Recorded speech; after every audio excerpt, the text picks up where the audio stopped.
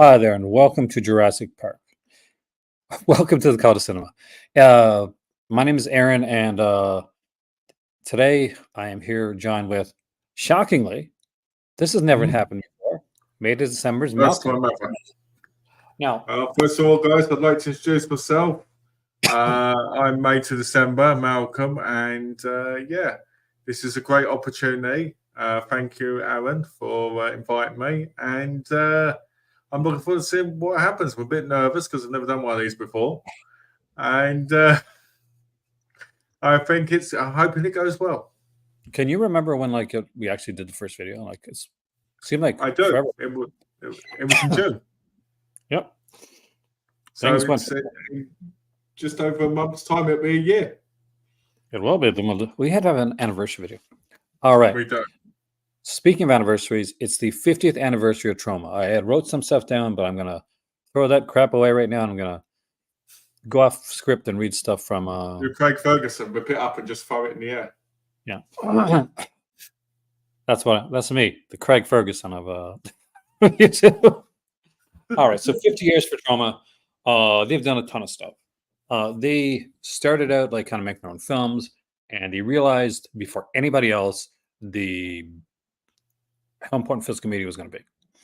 They started buying things up. They started making films, taking the money that they used to make films, buying up and acquiring the rights to other independent films, and to the point that right now they have produced more than 1,000 films. Whoa! So rather than just look, I'm actually gonna go to. I'm totally not going to Wiki to look at some of these films, but I totally am because honesty is paramount, right? And they mentioned things like Hello, Oliver Gary. Stone. Hey, Gary, welcome, man. The Battle of Love's River, Paul Sorvino, Cry Uncle, Vanna White, Graduation Day. Yep, that was them. Kevin Costner, Sizzle Beach, USA. J.J. Abrams in Night Beast, because he did the music for that. Vincent D'Onofrio in The First Turn On. I actually really like that movie a lot, by the way. Marissa Tomei, yes, she is in Toxic Avenger. Michael J. White, yeah, he is in Toxic Avenger Part 2. Billy Bob Thornton from Chopper Chain's Chicks in Zombie Town. Samuel L. Jackson in the excellent Death by Temptation. Trey Parker and Matt Stone got their start with the Cannibal the Musical, underrated one. David Boreanaz was actually in Macabre Pair of Shorts. James Gunn, of course, did the incredible Romeo and Juliet. And Carmen Electra in The Chosen One. That's just a few. Wow. Now, moving off of that wiki part, what's your favorite Troma, say franchise or kind of It's probably Castle Nukem High or Toxic Avenger, but only because they're the most known ones. Most of the films I watched, there's I love Graduation Day, but I never would have thought that was through them. Well, the actual car. That's what I mean. But yeah, it's like I said, I've said the story a million times in there, so I won't go. I'll paraphrase it. I met Lloyd Kaufman, and I talked to him a little bit. My better half talked to him a lot more, and because I bought a ton of movies from the Troma table. One of them was just a movie they acquired, and it had Paul Nash in it. And I said, "Hey, can you sign this for my dad anyway? Because my dad's a massive fan of Troma." He said, "We really didn't do anything with this." He said, "Yeah." I said, "He's a massive fan of Paul Nash too, so I got to give him this." And so, like Hoffman, being in his infinite humorous wisdom, signed it. Signed Aaron's gay lover, like Hoffman, which I absolutely love. That's the kind of guy I like. It's the most beautiful thing he's ever said. It is so cool. We have so many sales and announcements to talk about. There's a bunch of Troma sales going on different sites. They're pretty much across the board the same prices. Well, I found this a little odd. Well, a lot of the other sites are celebrating Troma. Vinegar Cinema is having a 420 sale. Oh, nice. Sort of. I mean, even though Troma has Vinegar Cinema, some of the early releases, and now some of the releases that Vinegar Cinema are putting out and that promoted Vinegar Cinema in the early days were Troma releases. Graduation Day is a perfect example of that. Are they giving us a split with every movie you buy? Well, if you're in Canada, maybe, because in Canada you can. It's where it's totally legal there. How do I know? I have a card just in case of emergency. When I Oh, yeah, you have to have a card. When you go lifting. to in Canada, you gotta have there's a card. It's like when you go to the liquor store. There's a special card that you use if you want to go and get like a different strain of marijuana or weed. You gotta know your different You've strain. just admitted it. You're a massive marijuana guy. Do I look like a massive marijuana guy? You do, the way you're dressed right now. Do you know the entire time I was in college when I wasn't super big into any of that type of stuff? I was really good friends with a lot of the stoners, and they were like, you're one of we liked you. You were like just one of those guys that was like you were stoned all the time, but nobody bothered you. And I'm like, wait a minute, I was. I thought I wasn't, but hey, if it got me along with those guys, okay. So yes, I do look like a massive stoner guy. My favorite is Class Nukem. I'm actually surprised you said that because I was like, okay, I'm going to be different. I'm going to say Class Nukem because like Malcolm's for certain going to say Toxic Avenger, right? Well, it's mostly because Combat Shop's not bad. It's a great film. Not a The surf again one's crap though. not a photo ID. If you want me to, I can actually come down, bring you down my ID for that because it's not like anything with anything on. It's just like a He card. smokes marijuana all day and all night when he's in Canada. I totally do not. My mom would totally not be good with that. That's not true because I saw you. You called me up and this was you. You're like, and they're going, you need to calm that down. And you were like, get lost, I'm high. Chill out, man. Ooh. And you were throwing it at people and everything. I was like, my word. That's it. Yeah, all the different strains. I was just going through them all right. Yeah. I sound high now. It's so chill right now. God, I'm not high, guys. It's high. But let's hit the since we're talking about it. Let's hit the 420 sale. Let's light it up. Hit that mushroom. All right.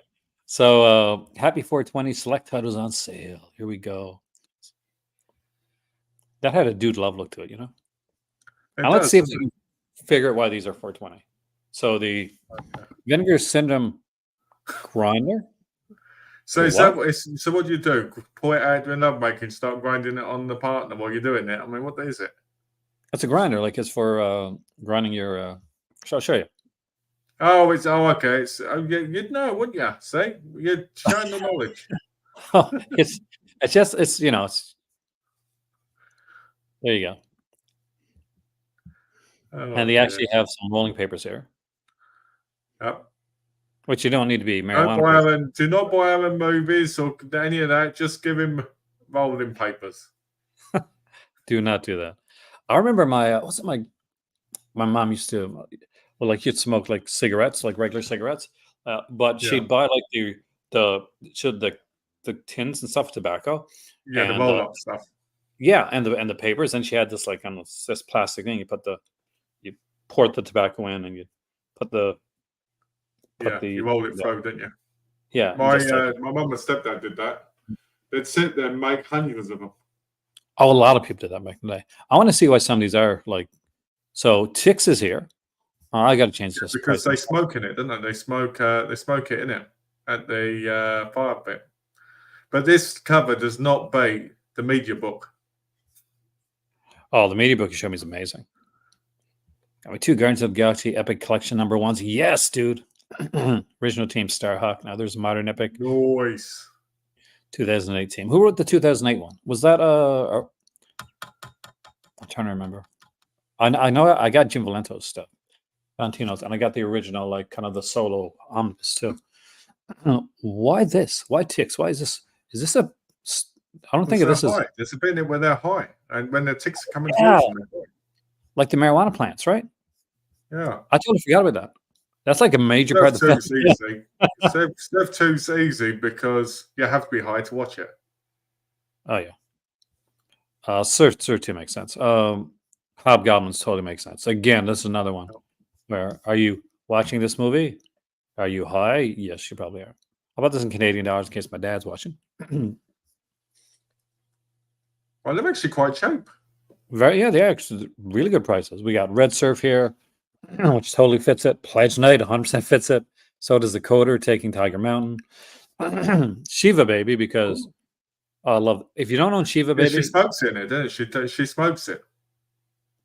oh, here's the thing. If also she has this like major anxiety attack, which probably could have been like stopped if she if she had some edibles at the time. But like, it's a really good film. If you know Shiva Baby, it should be in your collection, guys. Just not even lying. Tough Guys on Dance, my favorite, and I do have this in my collection. Drug stories, the horrors of drugs, like these. Which you know all about. This is an amazing. This is so good, Malcolm. Such a good.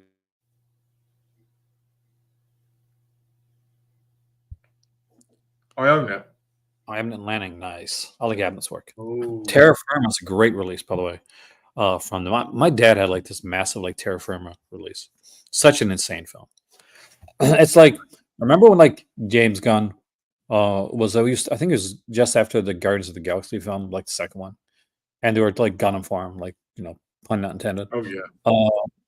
So people started like to show stuff from like James Gunn, like older parties and stuff. They had like kind of like off color like parties and stuff, and there's like I guess 5 people that were like clutching their pearls, and everybody else were like, this motherfucker worked for Troma. This is the type of humor that Troma put out. They were very much meant to be kind of more offensive, more in your face. That's what Troma does. They're equal opportunity when it comes to that type of stuff. Is that? And I love Troma's releases. It's pot legal in UK. Is it legal over there, Malcolm? I don't know. The reason I don't know is because I don't see any pot shops around here, but there are shops that sell, you know, equipment for it. And I've never been the type of guy that does it. The only time I've done anything to do with that was when I lived in Washington. I kid you not. And it's legalized over there. And I went, you know what? I'm going to try some edibles to chill myself out. And, you know, because I was really stressed a lot. And so Gary's got it. No, you can't. You get arrested. Even though tons of people do smoke it over there. Anyway, so I take the edibles and nothing happens. Right? So I decide to pop 2 more. At that point, my face was... at that point... At that point, right, my face was like sliding off. I'm snapping in and out of reality. Oh, dear. And my nose kept being like smoke was going up it. Oh my God. You did 4? Yeah. That was first time.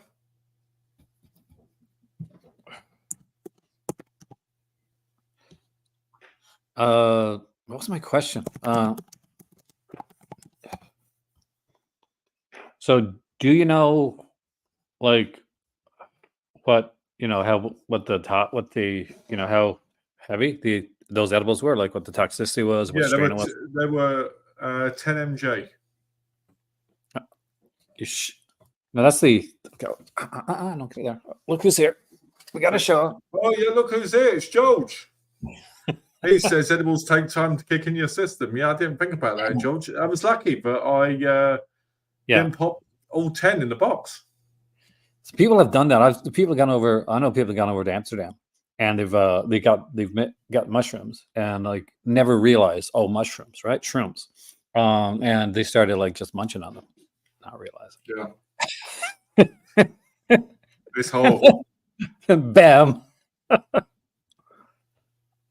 Right? Same pound for a quarter. I know a guy I went to school with who smoked marijuana, right, since he was 12 years old. That's I was in school with him when he used to do it. Here's the thing. It's legal in Canada. I would say that I have nothing against people smoking marijuana. I will actually say I prefer it over somebody getting violently drunk as a guy that worked at a bar, okay? Because there's not usually reefer madness is about the most unrealistic depiction of smoking you'll ever see. If I was when I was working a bar, if there was a guy that was like brought in a joint or something like that and was in the corner and it wasn't bothering anyone, he wouldn't bother anyone because he would be so You'd give chill. him the nod, wouldn't you? You'd give him the nod and go, "You keep on chilling, dude. I'll come back on the next Yeah. round and I'll smoke some with you." No. But I had to work, man. I'm not doing that. But yeah, better like somebody like that than the guy that's like drinking like Jack in the corner, just muttering to himself and getting angry. One second. But yeah, no, it's as long as you're of Talking of, age, because it can mess you up if when you're young. But like, because your brain doesn't fully like grown and function. So I will say this. I will say this. You talk about messing up your brain. Even though I was super high from it, my brain kept telling me, "You're high. Don't worry about it. You know you're high." And so I was like, "Well, I'm even really, really out of it. My brain is telling me you're high. Nothing's happening." I can tell you a story here Yeah. now that I couldn't say that I was at a I was hosting party, and I was in college, and not a weed one. Wasn't a party like that, but somebody came in and did an illicit drug, which is still illicit. We'll just say it's a white powdery substance. Okay, something that I Oh, do know. sugar. Oh yeah, totally. Anyway, so she freaked out. I mean, like really freaked out. Yeah, and so we had to get her into the washroom. I'm not joking, and get her into the bathroom, into the tub there, and turn the shower on like on warm. And she was still, kind of out of. She came down a bit, but she was still kind of out of it. So we had people that would go in, 2 or 3 of us that would like rotate and would go in Take because she had turns. Well, she was take in the turns. shower. No, take turns like watching her for the rest of the night because she was like she wasn't sleeping, but she was like what it was horrible. Oh, look at that! Malcolm's gone to do it. uh, Cocaine sandwich. That's true. No, man, it's true. Luckily, you make that mistake, so you don't do it again. And It's thankfully, she did. awful, you know. I I grew up in knew the a woman. I knew a girl, but when I was younger, she got all into film watchers' favorite choice of drug, and she was really, really messed up. I mean, not like one time, like after a while, you couldn't really have a conversation with her because she was always like all this. And one time, what happened was she was out and basically smacked her head on the pavement and became brain dead. Holy crap! Yeah. Man, that was a dark spot. That was not where I expected that Yeah. story to go. You're gonna tell me like a happy ending. By the way, I just want to quote Master Chaos. He's not in the comments, but when it comes to She-Mob and the girl with the pussycat, he quotes. I can't remember what film it was. We said if you're thinking about buying a film, buy this one because there's a girl in it with perfect booties. As in boomers. I You mean still drug remember stories? that. Yeah, mate. What's that? You mean drug stories? No, not drug stories and She-Mob. I don't know. I think That'd be amazing if it was drug stories. Liquid Sky, like all these areas, like good prices. I got to say, for a Vinegar Syndrome sale, this is one of their better prices, better price sales, with a decent range of titles over 10, which I like. Hey, mate. Yeah, I find this disappointing, this sale, because I honestly feel like they could have put some real bangers in it. And this is their 420 sale. These are 420 type titles. What don't they have? Why isn't China O'Brien 1 and 2 in here yet? Why isn't Lady Reporter and that? Because you need to be high sometimes to watch them if you want to have a good laugh. You Talk about that. I watched the Eureka China O'Brien's. I watched the Eureka version. Yep. I forgot how bad they actually are after the first one. I forgot how bad the second one was. They're not that great. They're not great at all.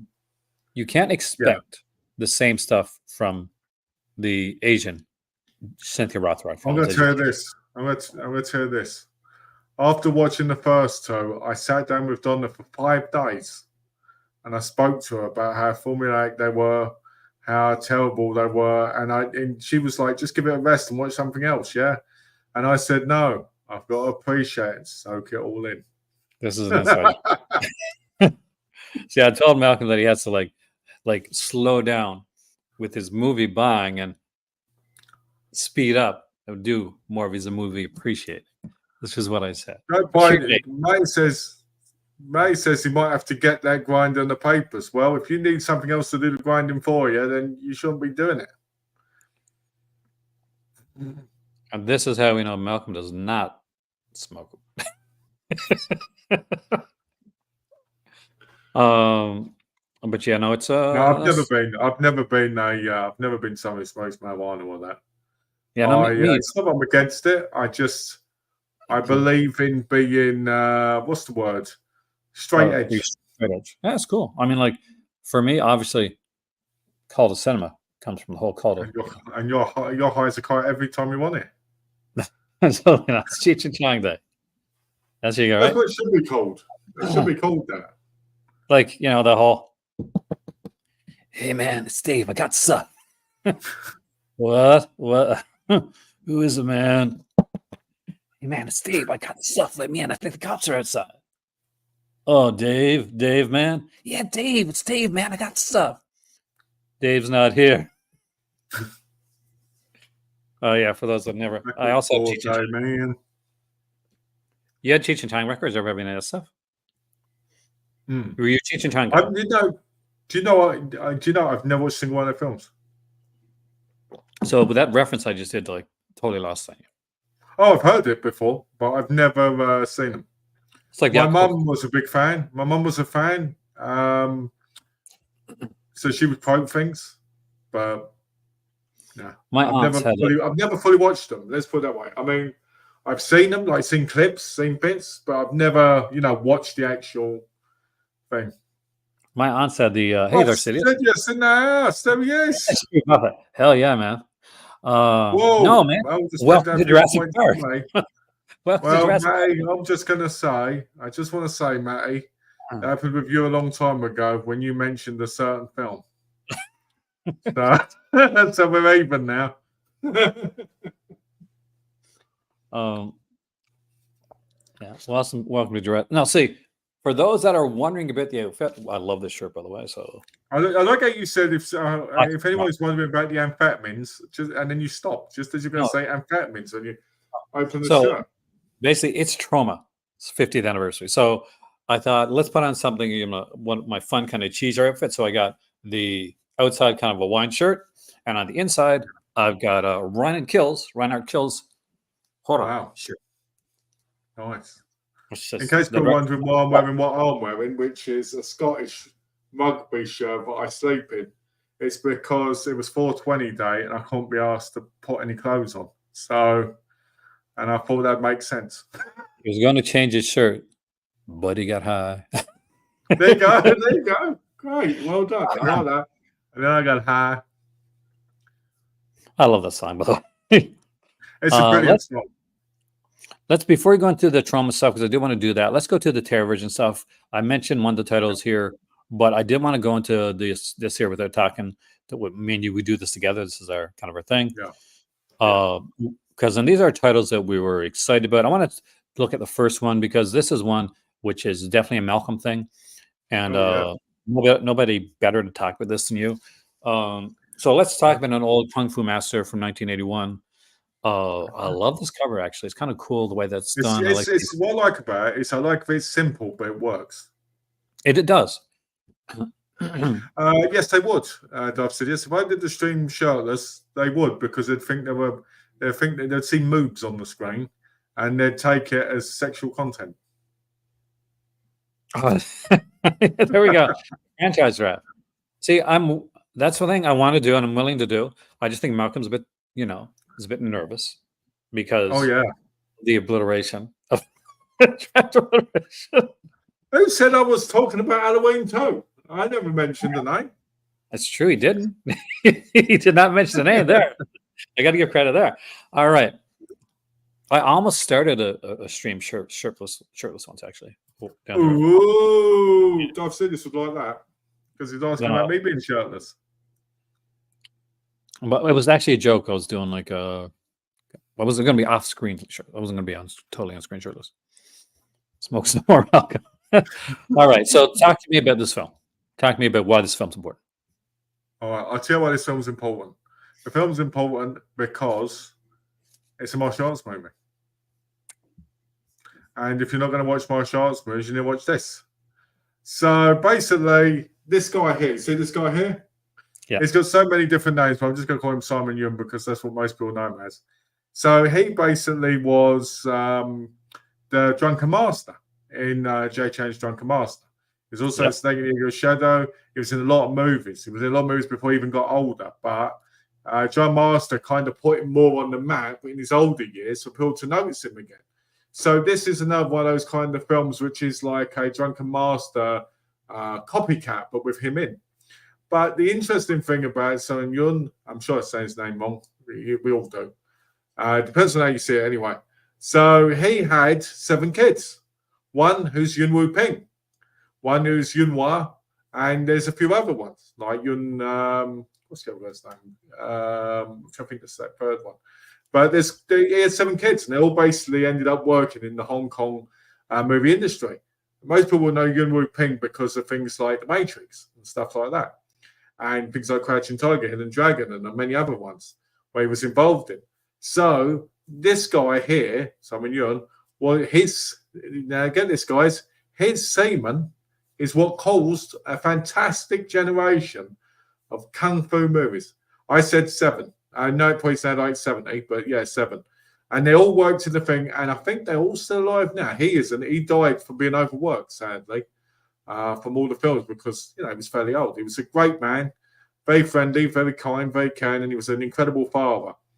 But in the end, he passed away. And I recommend this movie because it's very rare. It's not really been seen much before. And I think it was only on VHS. Yeah, like they said, like down here, they mentioned it. The fact that they were able to scan, repair, and color correct that from severely damaged film in order to bring it to HD for the very first time. So I don't think this ever got a DVD. If it did, I'm going to guess it was probably a DVD. Hey, welcome, Ryan. Probably a cheap one. It was probably a cheap one. It was probably a VHS that got copied onto a DVD. You know what I mean? So this is its first time getting an actual proper remaster. And like I can't say anything about that. That's the reason I wanted Malcolm. One of the amazing reasons I have Malcolm here, aside from the fact that this is my bud, is that he can put a whole context onto this that I could not when it comes to this type of film. And that's why I think an old kung fu master, as mentioned by Malcolm, is an important film to have, and it's important that this one's in here. It's interesting because Television said at one point, I believe that they had, this was months and months ago, but they had bought, I think it was like 13 kung fu movies. So I'm curious to see what the other 11 are going to be. I mean, there's probably going to be more over time. But when I was watching the stream the other night, they were saying, I think I'm right here, Ryan, because Ryan was obviously in there. They said, it's one of those things which I think is a little bit risky sometimes, because their fan base and that. When you're like got a, like a label like Television where people want, a certain product. But I think it's great to have them. I think it's important. I think it's great. I mean, I was really excited for this one as well. It's 100% important because here's the thing, and I will say this right now, and I will say this being a hypocrite back in the past for it, because I mentioned like when Arrow Video changed from doing giallos and slashers doing like other types of films, I was like, oh man, I can't believe doing that. That's what me to do it. But I think it now more than ever, it's important for companies to be able to branch out and really like have a more of a global identity. Yeah.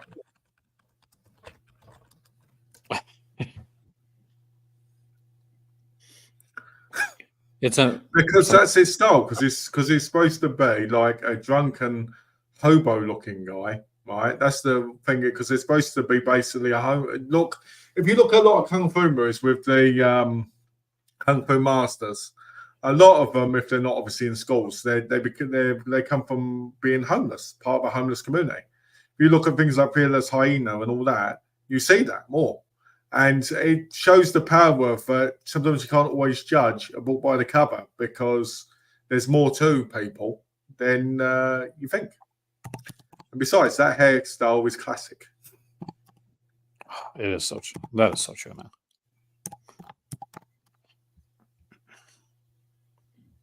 But this excites me. Okay, so this is a very like diabolique look to the cover. It is very diabolic, actually, the cover.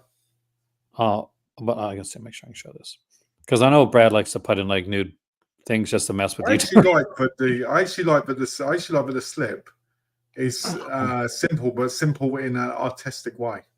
It is. It's a really nice one. You know, I don't think I've seen this. Like I'll be honest, this 1968 film, I don't think I've seen it. Spanish Italian one. Have you seen this? I don't think I've seen it. I haven't seen it either. I think it hasn't been out since VHS. I know there was one. I could be wrong, but I'm going from what I heard in the stream, so I could be wrong there. But yeah, this is one of those ones. One sort of show I went, this is a must-have for me. What's the collection? Oh, I love the collector. I would say, George, if you want to watch a good kung fu movie, start off with Drunken Master, because then you can kind of see Joe Master, Snake Eagle's Shadow. Start there because they're very easy to get as well in the UK. Oh hell yeah! So I would, and they've got good releases because Eureka did a fantastic release of Drunken Master, and AA Films did a fantastic release of Eagle. Shadow Eagle or whatever. I can't even say it. Eagle in the God. Can you remember the title? Why can't I say it properly? Snake and the Eagle Shadow. That's it. Snake and yeah. Yeah, I was fumbling over my words then. Titanic has been very difficult to see, especially legally, for many years. There you go, guys. That's why I have not yet seen it. So this is why I subscribe to television, because I want these type of movies. I want these type of movies. The movies that have been hard to watch. And I mean, I want them to carry on being different types of titles every month because I'd like that. That's why I'm looking forward to the Grey Face releases as well. I love the shirt too. Now, you know what? I was really angry when I saw the shirt because I was like, why didn't it come through my subscription? No. Don't be a Karen now. That's a joke, by the way. It's a joke. But yeah, don't be a Karen. All right, okay. This is one that me and my this is one of yours, isn't it? Because I ain't seen this one, but you have. Yeah, me and Hind actually watched it. I watched it right afterwards again. We love this movie. Jim Wynorski was known for making a ton of films, and he was known for making a ton of movies with lots of boobs in them. That was a Jim Wynorski. You can tell in the trailer, but they had to keep editing those bits out. You know, like changing the. Like, ooh.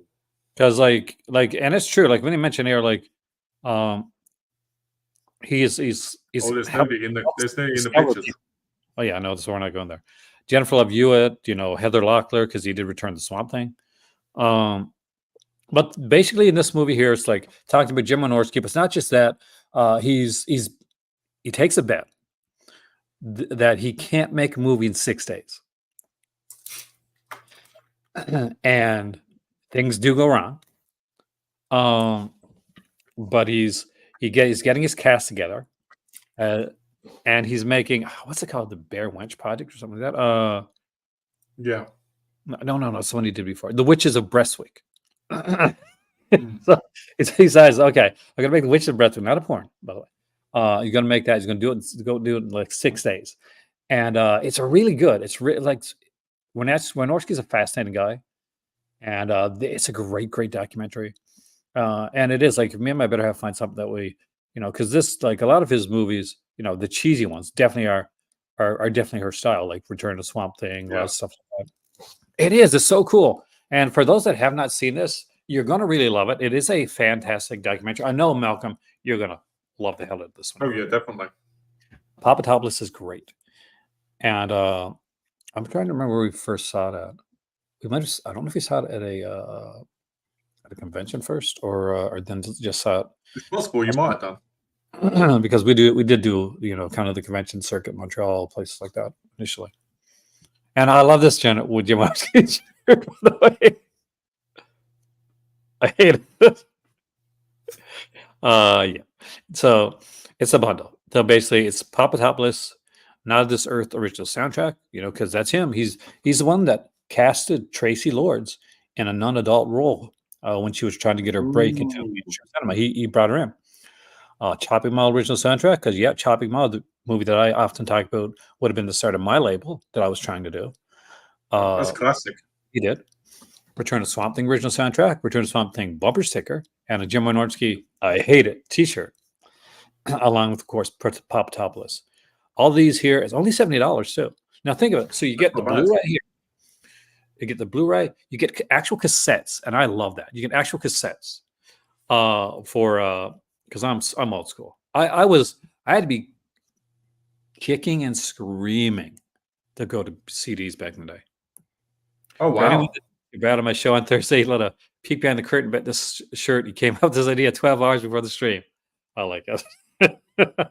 Make sure, by the way, if you're not checking out his Thursday show, Reconnected, make sure you do, please.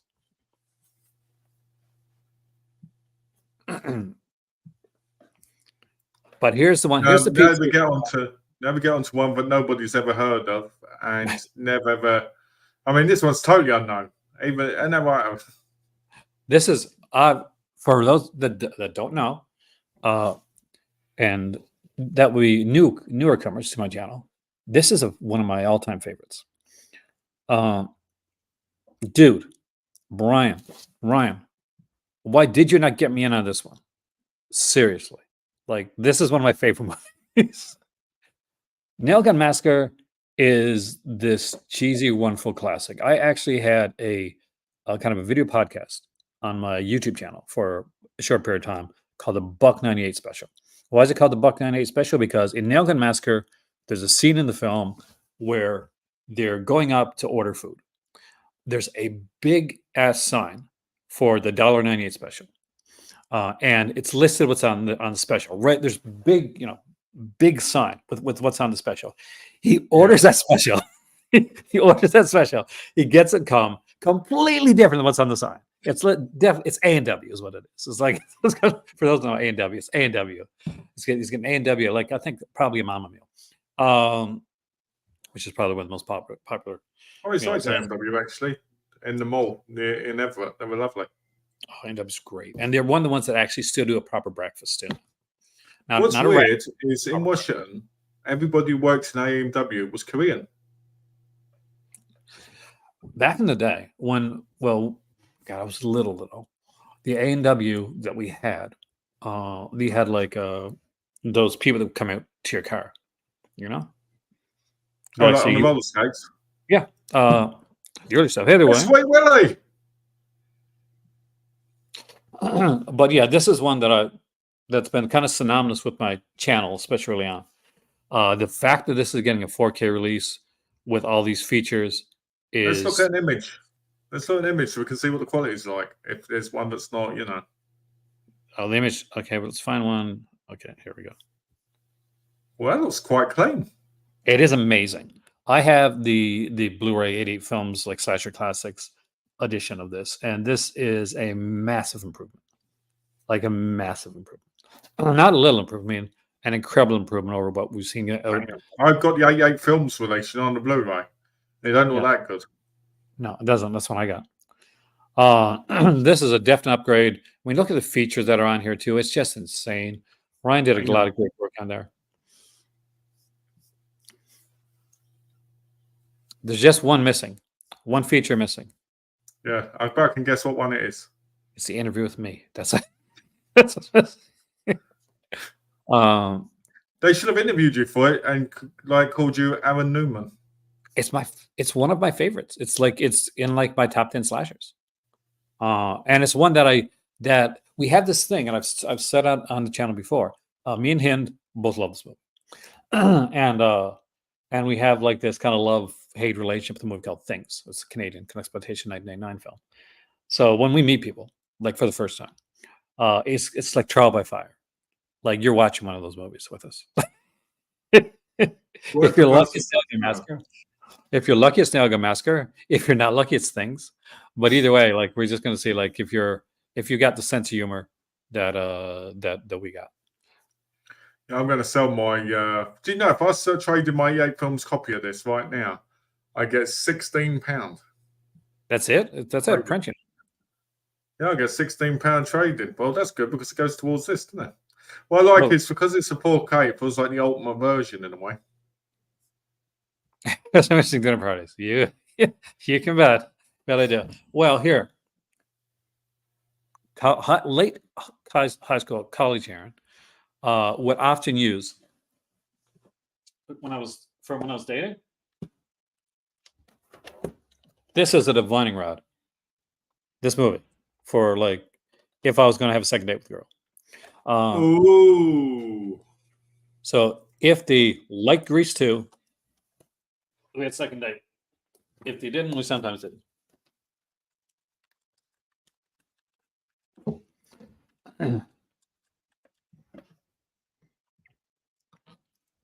The ultimate version of this film.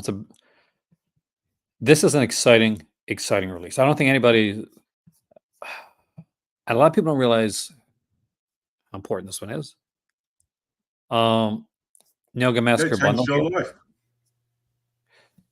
It was a big film. Like and it was one of those that we connected on. I watched Grease. Hey, there we go. Hey, there's an idea, Ryan. Like Patreon commentary sometime. Grease 2. I actually wanted to do some commentaries on do some Patreon commentaries. Inspired by a few of my friends actually that told me I should do that. But I actually haven't done it yet. I'd be interested. Grease 2 is one of my favorite movies. We need to make that happen. Actually, we will make that happen. I'm actually I'm a massive fan. I'm a Tab Hunter fan too. Tab Hunter had such a hard time of it. So for those that don't know, Tab Hunter is gay. Was gay, and so he's passed away now. But there were during the Rock Hudson days, Tab Hunter took that brunt, so the Rock Hudson kind of didn't come out of the closet type thing, because he's a big star and they want to like hurt Rock Hudson's like career. So he took that, and yeah. And he plays for those who don't know, in Grease 2, he plays the teacher who does the what's it called again? Reproduction time. I want to do commentaries like that. I can edit out all the ums and ahs. That you want to edit commentaries. That's what you're saying. That's what I'm here, Maddie. There's a but you can also buy the bundle right here, and you can buy a bundle with the mega bundle with the soundtrack, and that's an LP, by the way. So for those who collect records, you got 160. You're going to get the UHD, 3 Blu-ray discs, an LP, 3 T-shirts. Not a bad price at all for that. For me, this is, and I will say this. I'll say this right now. Oh yeah, Let's just say I've done stuff and I've tried some certain things before, and the work that goes into people don't realize the work goes into like this stuff like this, like commentaries to some of these short featurettes and stuff like that. You don't have this. You do have this. So Tim Lucas is probably like the king of the commentary, right? Probably when you think of commentaries, probably the more than anybody else. You got a movie, Bev, or whatever. And of course the Callengers and all those in the world, and the Alexander Hamilton Nicholases, the Ryans, and so basically what we got here is that you got to know the film, you got to watch the film, and you have to have notes. I don't know if I wouldn't script it, like personally, because it'll come out stiffer. This is what makes me laugh when people go on about people like Kim Newman. You're like, yeah, the guy's brilliant. I'm not pointing him down any way yet. But when they go, oh, he just knew the knowledge, you're like, no, of course he did a little bit of research beforehand. We all do. I mean, like everybody needs to get, touch ups on the things that they're doing, like, Actually, my script, you can go find yourself doing ad-libbing for 5-10 minutes. Yeah, like for me, like when it comes to that type of stuff, like I always script. When I was working in when I was going to school for journalism, and a commentary, when I was doing stuff for like radio shows and for news and programming like that, well, and what I still do, and what my methodology is you you don't you script it out in a way that there's a lot of room for like ad-libbing and changing, because things will change. You want you bullet points. Bullet points are the most important thing. So I guess is the way I want to say this. Bullet point it.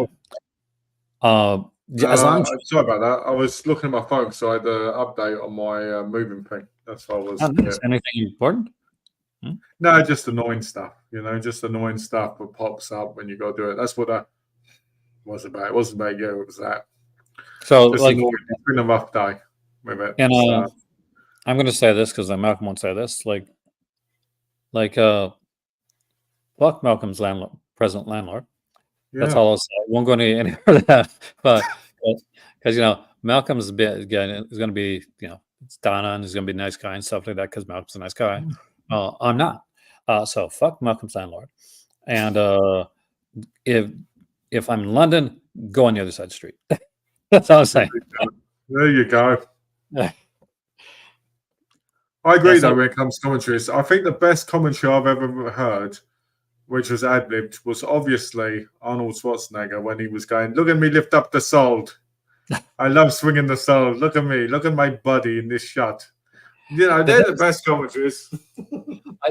Remember Mystery Science Theater? Like, of course you do. Yeah. So early Mystery Science Theater was very much off the cuff because it was like they were new, there's fresh, that type of stuff. So Elvis J. Weinstein was one of the original guys from Mystery Science Theater.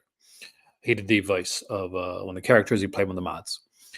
And when they started to realize, hey, we need to script this more because it's not going to work if we just kind of ad lib like on a regular basis. It doesn't work. You can't just ad lib like a full movie like that. It doesn't work. Like comedy, anytime you watch a stand-up comedian, that's written. Like like stand-up comedian has to be able to go with the flow and change things on a dime. Once it can, and sometimes they get shaken by. Well, the problem is you can ad-lib, you can joke around, you can do all this stuff, but when you look back on it, you're going to always feel like you missed tons of stuff. Yeah, so you have to have that there. Like Ryan is 100% right. You got to get that like kind of that scripting format down there. So as soon as they started to say, okay, we're going to script in like what we need to get in there because we were missed out on stuff. The jokes aren't always hitting when we want them to hit. Things may not be going on time. Elvis Weinstein quit. He quit Mystery Science Theater right before it became famous. Wow. I think he did well afterwards. Like he went on and did stuff like if you watched Freaks and Geeks, he worked on that. But classic, by the way. I love that show. Yeah, which he brought in Joel, actually, from Mystery Science Theater to be in a few episodes. I'm a massive Mystery Science Theater fan, by the way. But then again, I digress. See, this is what happens when you don't script things. You go off topic. There you go. And we'll went in a circle there. I planned this. Little did you know, I had this all scripted all along. So I think this month is a good month. That's a fantastic freaking month. There's not a bad. I haven't seen Satanic, but I'm intrigued enough that I'll tell you this right now. There's nothing on here that I would not buy. An old Kung Fu Master, just like as soon as because I don't know the Asian cinema as much as Malcolm does, but I'm like, that's the dude from Kung Fu Master, isn't it? And I'm like, oh, that's cool because he did so much. He did so much. When I was growing up, like people forget, like although I don't talk a lot about like a lot of Asian cinema and stuff. Hey, Semitic, welcome. Where I grew up at, we didn't like the theater that was close by didn't have didn't show a lot of the newer films. Like they get everything like usually second run, or they get every once in a while they get like if it was a really big film we get it, but they showed like martial arts films and giallos all the time. That's what I grew up watching in theater. So I got to see like Jackie Chan films back in the day that they were coming out, and a lot of like different like kind of Bruce Lee clone out films, and a lot of like a lot of Dare Gentle and stuff like that. And once Malcolm's there for a second, there's some big stuff coming up on the channel. So that's possibly the most important role in the film, and she's so.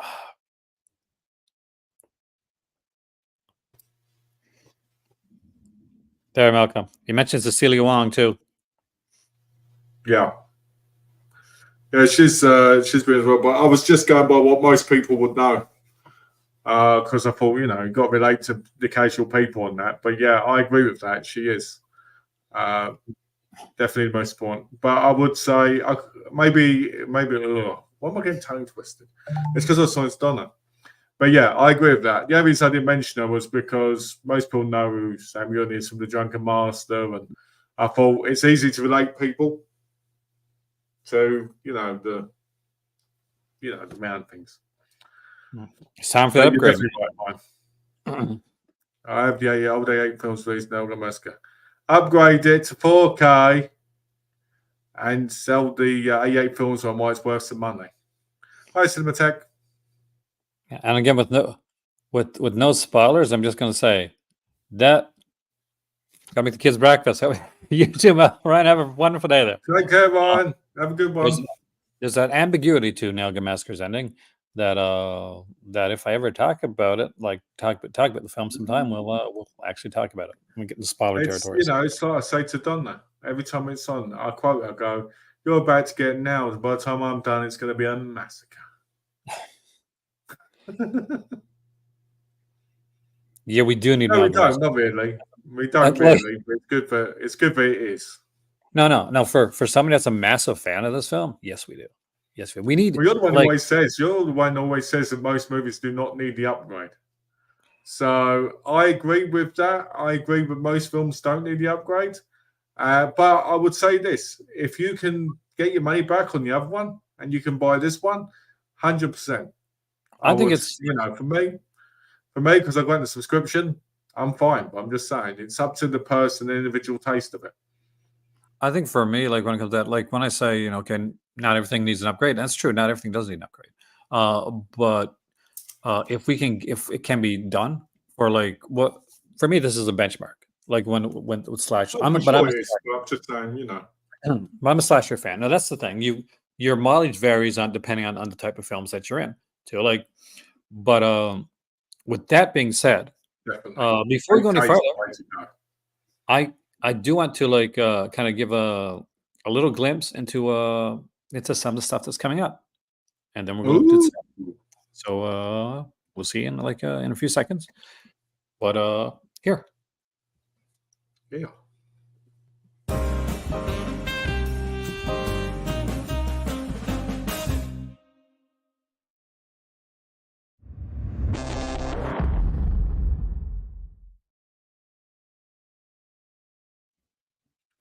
Oh, there we go.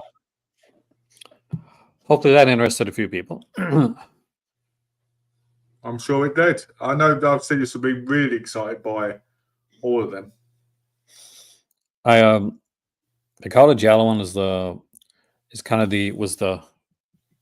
put in at the end was the surprise one because we're doing I want to be doing some stuff with that. I'll talk to Malcolm about that actually afterwards because this discussion. Yellow's your jam. Well, you're gonna like this. All those things you saw on the screen will eventually have merch available. So if you want to have a cup like that, that's gonna be available. You're all gonna love it, guys. Just the Bollywood horse that you got. I need to grab it before you do. Actually, it's really low there too.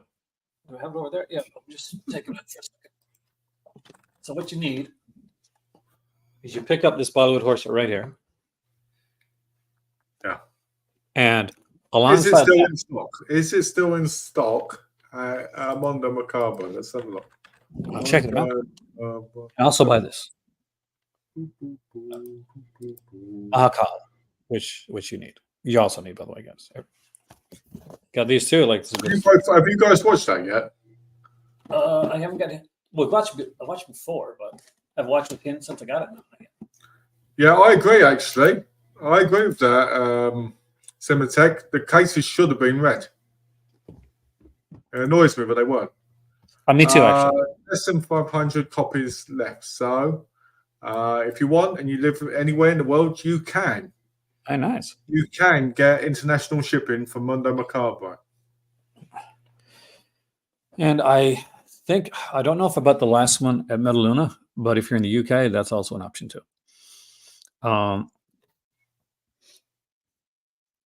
We'll be doing a Metaluna video, and we're doing a live kind of like tour of the site, but I'm waiting on something before we do that. I don't want to say too I know much what yet. you're waiting for. Yeah, I'm going to tell everybody right now, right? Everybody got to know right now. Aaron is waiting for the owner, Metaluna, to contact him and say the magic words, which are easy busy, let's get busy, Wizardora, here we go, bloody Nora. And there we go. You're weird man. You were just like, Special Sandra is my favorite of the previous batch. Maybe there's. But I want to dive into these sales. I want to talk Troma. I want to talk. But first, let's talk about the one that I think is super important. Let's do this. Yep. Heavenly Bodies is coming out from Fun City Editions, which is one of the is probably the best partner label of all time. Yeah, I do and I love TerraVision stuff, and I love what they do. But Fun City Editions hits me at a different level. And but also, if you got to remember, Fun City Editions, well, they don't release a lot of titles in one go, so it's a different kind of it's a different kind of thing. You know, when it's like one and then nailing it, fantastic. If you're releasing 4 or 5, it's a different level, kind of. Yeah, and a little bit and then the stuff that TerraVision puts into their stuff too, the work they put into, look at that Midnight Massacre thing. But Heavenly Bodies has been one that's been hard to get. You see the VHS case because, I don't know. As far as I know, this never got a DVD release at all. See, Heavenly Bodies was directed by Lawrence Stain. And for those that don't know Lawrence Stain, trust me, you do know Lawrence Stain. Stain on his career. He has an insane career. He's an actor. He directed this. I think produced it as well. This is kind of like Flashdance with aerobics. It's an incredible film. But for years, because of music rights issues, this was something that wasn't able to come out. There was not. It seemed like one of these impossibilities that you just couldn't do. You just couldn't do that. And now we have it. And I can't be more excited because this is on my top. This is in my top 5 want list of release titles. And people always ask me like, "Oh, what's the title that's not out that you want?" And I usually totally freeze up when people ask me that question because I'm like, "There's so much," but I'm going through the back of my head going, "What is there? This is it. This is truly it. This is exactly what I want." And before anybody asks me what another one of my favorites that I want to come out is, The Rowdy Man. By the way, with Lawrence Stain. That's the one with Roddy Piper in. You've never seen The Rowdy Man, have you? Of course. No, I haven't. Okay, I'm just joking because it's about Roddy Piper. So it's a Newfoundland film, and it stars. Where's that then? Where's Newfoundland? I've never heard of it. Where is it? For those that haven't heard of it, that are geographically challenged, like myself, it is in Atlantic Canada, and it's called Newfoundland. Is known as like its nickname. You know Newfoundland's nickname. Let's find out really quickly. Okay. For real, like in all seriousness, without a joke. You know Newfoundland's nickname. What's nickname? I could come up with some random stuff, but no, I don't know. It's the Rock. So Newfoundland is nicknamed the Rock. It's the same. And our radio station, the big radio stations have Oz FM. It's like the Rock of the Rock, like Rock, and much. So it's an island. So I guess that whole Alcatraz type stuff. It's the Rock. That's what Newfoundland's called. So the Roadie Man was just this incredible film by Gordon Pinson, and Gordon Pinson, was nominated for an Oscar. The in his later years, an incredible actor. For a lot of people here, I'm going to say this. I'm sad to say this. A lot of people here are going to know Gordon Pinson only from one film, and that's Blackula, because he's the lead cop in Blackula. But yeah, that's one of my most fine releases is The Roadie Man. It was filmed in Cornbrook, where I was born, and there was pickup shots done in St. John's, and they pretended it was all in St. John's, which is the capital area of Newfoundland. He stayed with my grandmother at the time when he was making the film. Gordon Pinson did, and it's based off. Wow, it's definitely your grandma. Were they in a relationship? No, they're just friends. Like he was just hanging there, basically. My grandmother knew everybody. I'm a small area, isn't it? Really, it's quite a small area. It's not really. I mean, here's the thing: people think it is, and because like there's smaller towns and stuff like that, but it's spaced out. So you could drive like 45 minutes, like the country, up to 3 hours to get to that next like area. So like people think, oh, you must know. Like when I say I'm from Newfoundland, there's two reactions that I normally get. The first one is always this: you must party a lot. You must drink a lot. Because Newfoundlanders are known for that. They're known for that. The other one is, oh, you must know this person, and it's like you're from the UK, right? And then all of a sudden, like you're from London, from England. Like if someone says, oh, you must know this person in London, because I know Patrick Stewart quite well. It's actually in the chat. Yeah, right now, like that's actually Dark City. Equally Dark City. He is. He is. That is.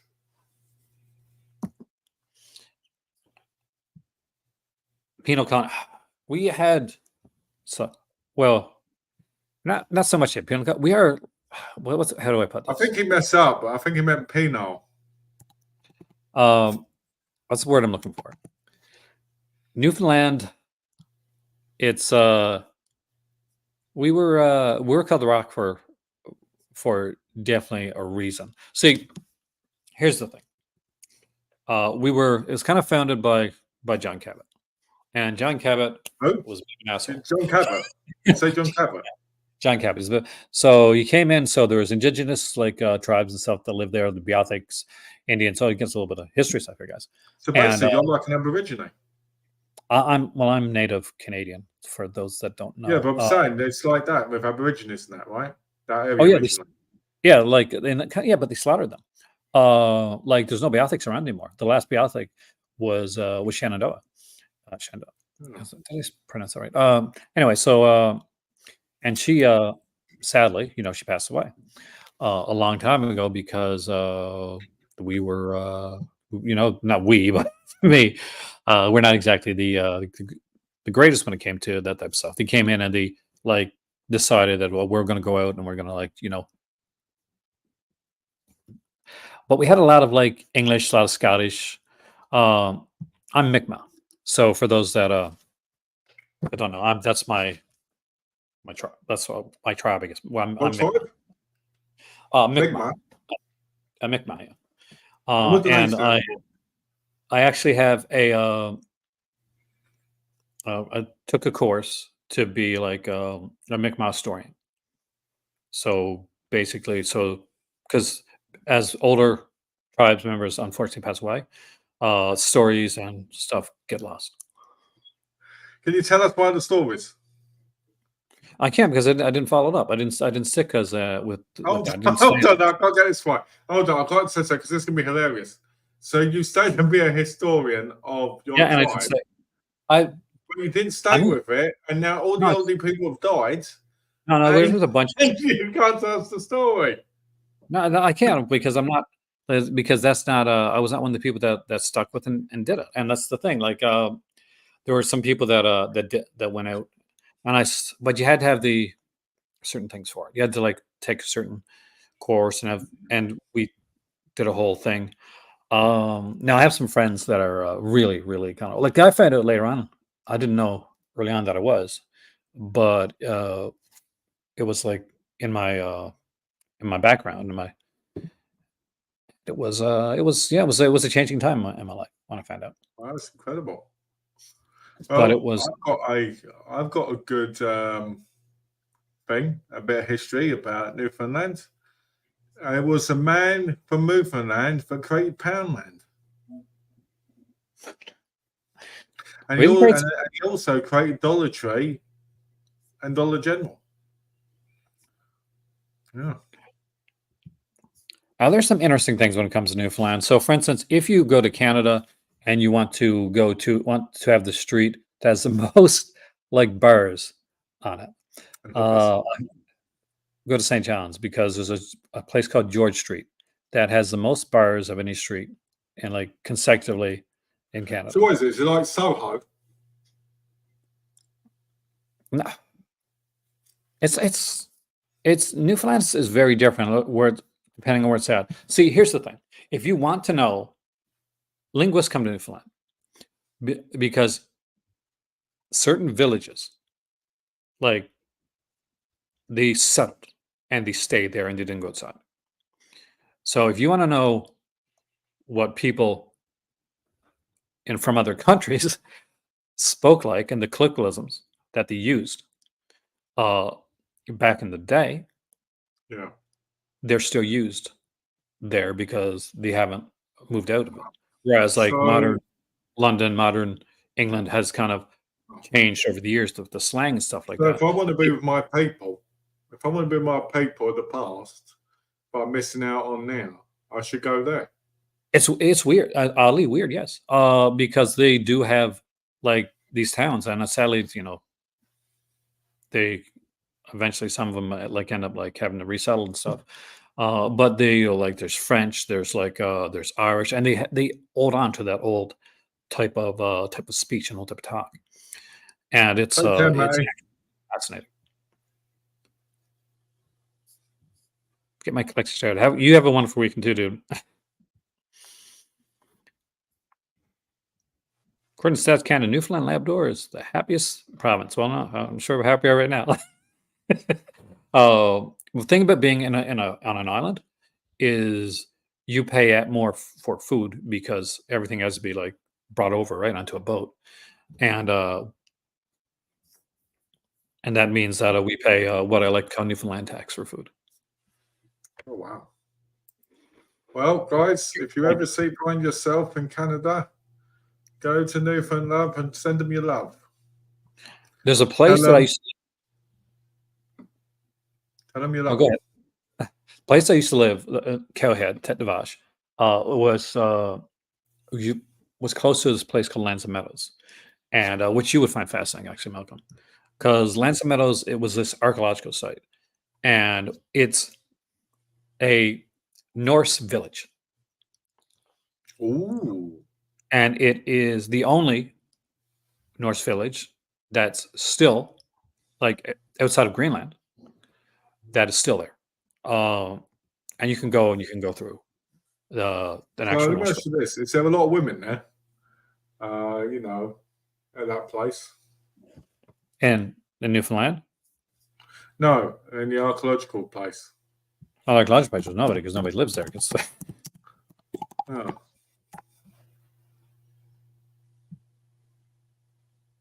As for like women, product of Newfoundland.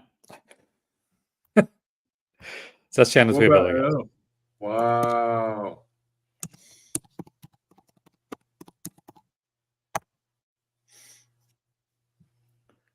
Product of Newfoundland. Yep, that's the Griffin species. That's how Shannon switched. Um, yeah, depending on the area that you're in, there's some very, amazing. When the other men. one from there as well, the other one that took Shan Tweed's spot in some of the movies. Oh, you mean Tame McClure? No, she was in Yeah. She was in the States. Oh, okay. There was a couple Canadian ones though, like that did that, and we will be going over some of this. I do apologize for the slight distraction, but I don't very often get asked about Yeah.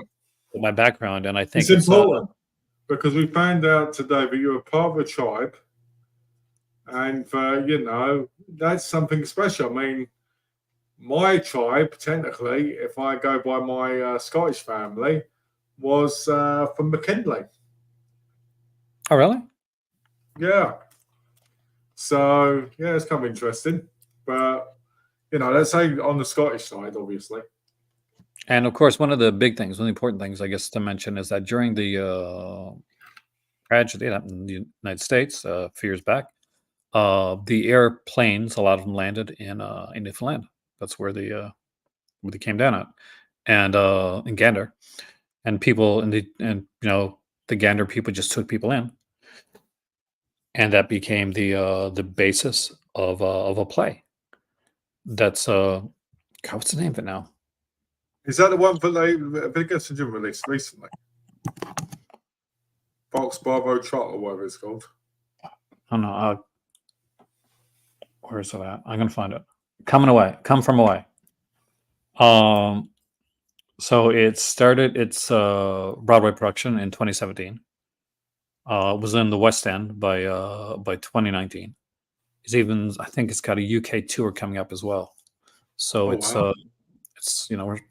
It's massive. it's as big as the Book of Mormon then. It's getting there, man. It's like like I'm shocked. Like here's the thing. This is what kills me. I was going into acting when I was young. And when I was going to school, my grandparents were like, no, go do journalism first. You can do acting afterwards. I was going to Western Ontario, going to acting school. And so like a couple years after I leave, I go back to visit my hometown. And the fishery is no more because there's a moratorium. People can't fish. Here's the thing with the picture you wearing the white shirt. Actually, don't rule that out. So what? They started a theater. They put a theater down there, and and every summer they have like a kind of a theater festival, and it's massive there. And it's one of the guys from there that did not want to act. Actually, it was the opposite of me. Daniel, a guy I'm related to, was in what was the name of that movie? It was a movie that you probably would have seen. Random Passage. Like it was a miniseries, and he had like yes, I know that. yeah. So one of my cousins is in that. And I'm not like a little part. It means one of the stars with it. So that big guy with the red hair, like the big redhead. Yeah. That's my cousin Rand. That's my cousin Dad. And he actually is a guy that goes around to different places and speaks with older people, and he actually like tapes their conversations, and he gets them to sing like some of the old songs and stuff like that, so that they're not lost. So he does do it.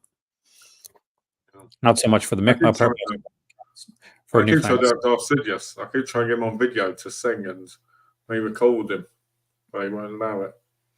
Any physical media stores? Not a lot. There's still some. We have, of course, Sunrise Records, which is the reason HMV exists right now, is because but when HMV was going to close down in the UK, they bought Sunrise Records bought them, but unlike in Canada where they rebranded to keep using the Sunrise Records name, the HMV was like well known in like it's funny because HMV's in Hong Kong as well.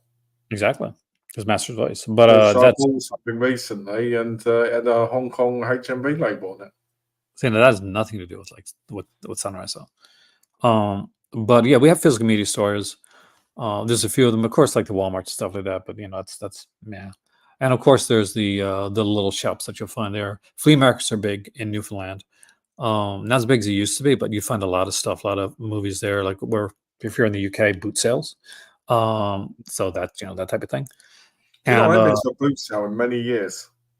Oh, you should, man. If I was there, I'll be honest with you. Yeah, as somebody who doesn't buy a lot of media, I find it hard going to places like that because it's just too tempting. So, but no, I ain't been to one in years. I think the last time I went to one was like 20 years ago. Like the putt? HMV, yeah, I would say it's thriving, but it's not thriving at the same time. It depends what one you go to. Also, they have so much junk in them now, but it's just like, yeah, get the films out. Don't put these Funko Pop Tarts out there and all this other garbage. Just put the movies out. It's kind of like sort of. There's been a back step when it comes to like to GameStop. Like so, GameStop used to have just they used to have movies, right?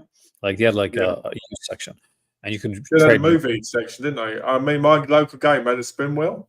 They had one, and it'd have all the great movies on it. Like it had a lot of wrestling stuff, it had a lot of martial arts stuff, and then they just got rid of it all because they sold out. And now they're starting to put like movies back into GameStop. Cinematheque's trying to start a fight with me. If the Funko Pops keep them open, I don't mind. Well, let me tell you this, Cinematheque. This ain't a diss on you. This is a diss on other people. Funko Pops in every bloody store. I go into a media store. I go into a candy store. I go into a lover store. You know where they sell the sex toys and everything. They're in there.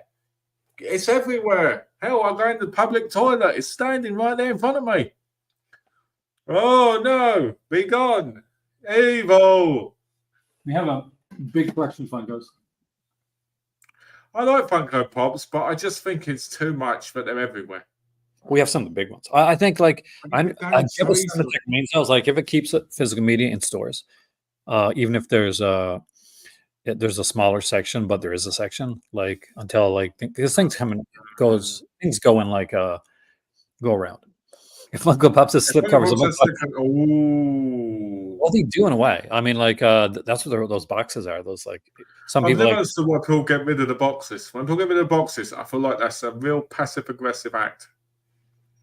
I mean, I got all my Funkos at the boxes. I'm not the person who keeps them boxes.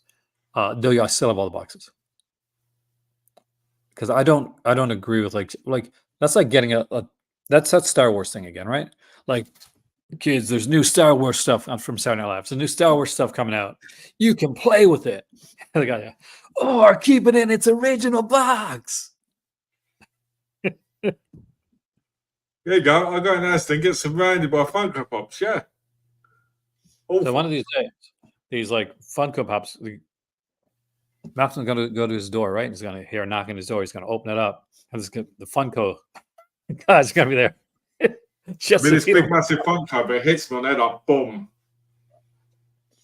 I did want to get before we left Everett, because Everett was actually the main hub for Funko Pop.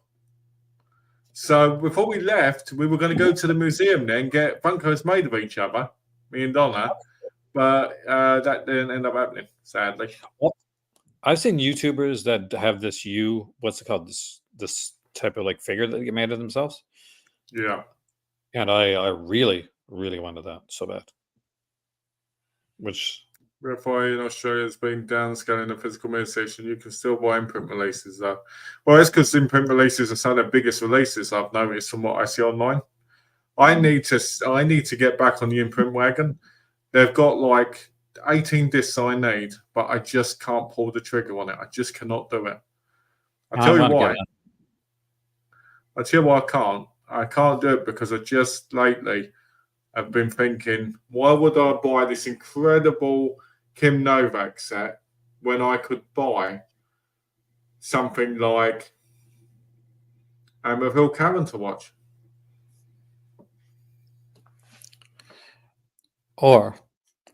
So what you're saying is,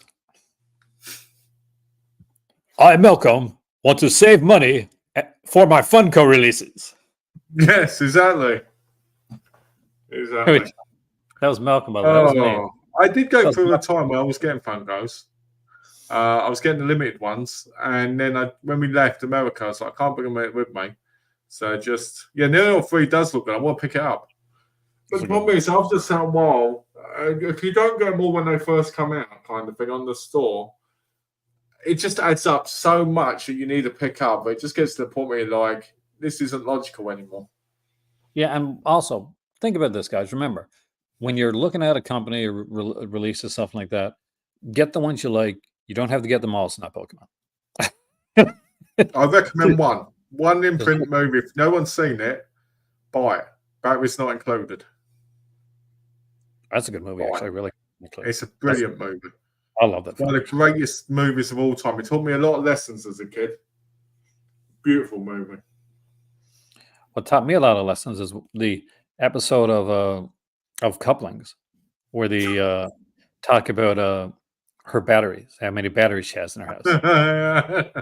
They're like, I she like has, that. you can't even find batteries in her remote, and they're like, he's like, well, what does that mean? I'm like, well, yeah, watch the episode, you'll find it for It yourself. means it means she needed to get something gone busy. Yeah, something that goes buzz, buzz, buzz. Get down on it. Get down on it.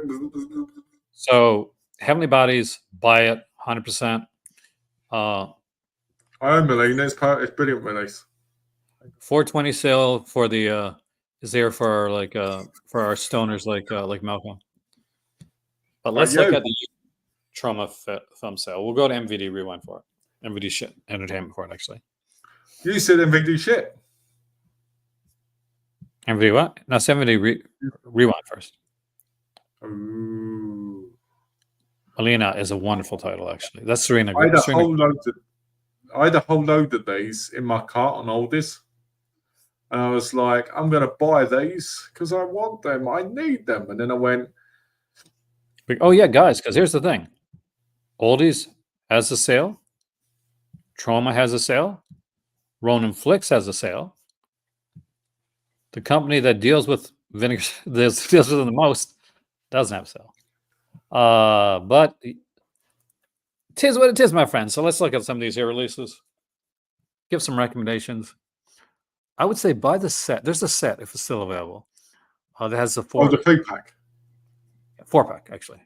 Is it 4-pack or was it 3-pack? 3-pack on. Did they put it on Blu-ray and make it a 3-pack? I think the 3-pack's the Blu-ray. Yeah, so I had the DVD pack, and there's 4. And with the DVD one of the neat things was that Stuck in You is another one of the titles. Was this that the back of the kit, like on the insert, if you turn, hey Georgina, welcome, man. When you I watched anything this morning, dude. Look, wait. I shall check out later, but I basically, for me, the time I get to watch stuff is very, very limited. Partner, it's me, Sunset Gina. I'm riding on in, and I'm gonna tell you about this. So every one of these, I never miss an episode, Gino. Every one of these here every one of the releases had a different poster. So one of 4 posters. So when you opened it up and you turned the insert around, it either had like a poster for Stuck on You or First Time or nice. First Turn on or Squeeze Play. So you didn't know until you got it and turned it around. So people would actually go out and buy, like, here it is right here, the Sexy Box. And the Blu-ray one has 3, but the DVD edition had 4, and it included I'm not sure if this one was, but it was in a. They have individual cases inside the Blu-ray, so it's possible. Yeah. Do you have individual cases inside the Blu-ray? Yeah, they have individual cases inside the box. I know because I look everything like that up. Any Shaw Brothers titles for sale? No, not on here. There is though, but we'll check that sale out in a little bit. There is Shaw Brothers titles on sale, and it is through the Shout Factory sale going on right now. But right now, looking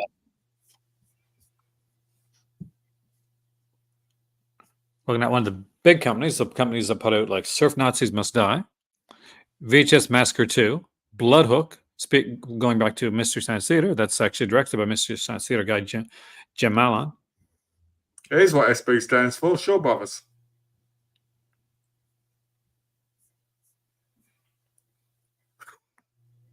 That's what I thought it stood for. That's what I think of when I see, because that's literally the SB is like the Shaw Brothers logo, man. Yeah, that's actually their actual logo.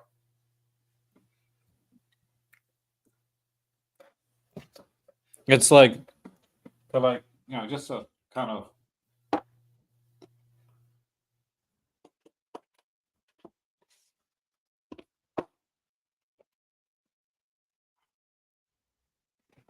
See, right there. There you go. It's exactly it. Stands for Sandra Bernhard Films. Did they trick me and give me a Sandra Bernhard set? Is that what's going on here? Generous about Stephanie Beacham. Oh, okay, I would not have guessed that. Even though I know you like Stephanie Beacham. So it's currently ever sale on some things, including the Blu-ray. Oh, Emerald Comes on sale, is it? How much is it? Because that's a must-buy. Amabel Karen. You're going to buy that one of these days. I can't buy it. Do you know why I can't buy it? Because SRS want to charge me £29 per movie shipped to me. That's because they like you so much. They're like, he can afford it. He buys like 300, 400 movies at a time. He can do it. All right. I got a couple here. Do it really quickly. I got a couple like releases. Give you an idea for some of the Troma stuff. Some of these will be in the sale. Some of these won't. This one won't. It's a Vinegar Syndrome title. Luther the Geek. They might have That's a a DVD. great one. I love that film. I love the bit where she's under the bed. Stacey Haddock is in this, and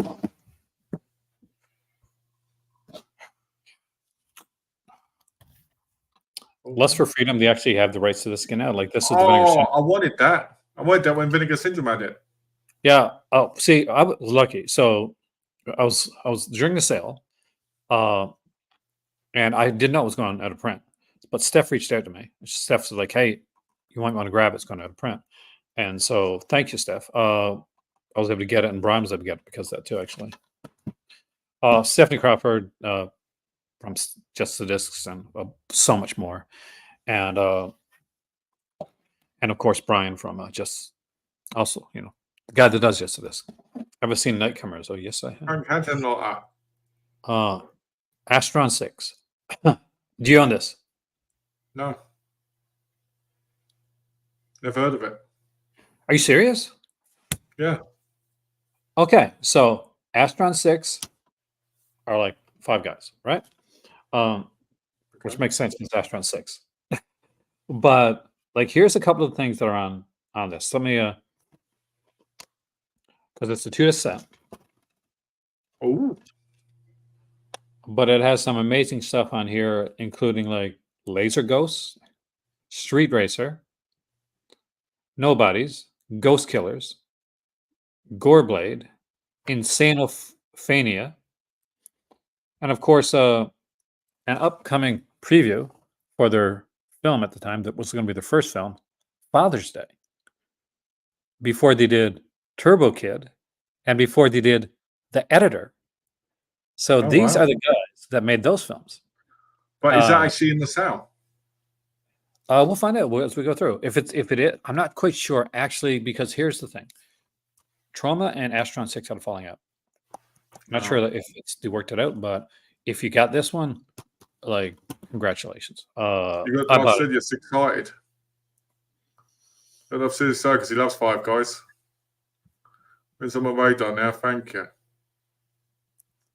It's definitely a really cool release. It's fun, and it's like, because a lot of them are like, they're short films, and basically they're funny, they're over the top, they're very Troma-esque in that style. Okay, next one. You're gonna see a lot of these are like written up by the guys that like to act on them and worked on them. So this is Poultrygeist, Night of the Chicken Dead. That's on Blu-ray now. Yep, but this one is How signed. much? $32 for that crap. And this was a 2-disc set, and this one here is like if you want to see like Lloyd Kaufman in one of his best roles, like the Chicken Dead, one that they actually bought and distributed, and one of the best of these, by the way, Witchcraft. Ooh, you almost picked one of them up the other day. This is was it this one? No, it was I think it was 7. I think it was on there. It was on Oldies. I think it was. Well, look, and I'll tell you. Which it was 4. The Virgin Heart. But this is a really, really good one. And you can see it's a Mr. Skin pick as well. So you can't go wrong with the Mr. Skin pick. Mr. Skin. Who remembers going on that site and looking and hoping to see a little bit of nudity? You mean last night? Oh, no, not at all. Never. Toxic Avenger, their 2th anniversary collector's edition, the Troma-ific Didn't you widescreen get the edition. 4K? Eventually, I do actually. I almost picked it up when I was in Canada at Sunrise. Sunrise and St. John's. Shout out to those guys, man. Pigs, which is again you've seen Is this that one? the one Vinegar Syndrome released on Blu-ray? Yeah. But this is the initial like Troma release. Because I bought a lot of early Troma stuff. Where Evil Lives, which is a little known anthology film, a portmanteau by that they put out, and it has Claude Akins in it. So those Claude Akins fans, I'm going to guess Gino knows who Claude Akins is.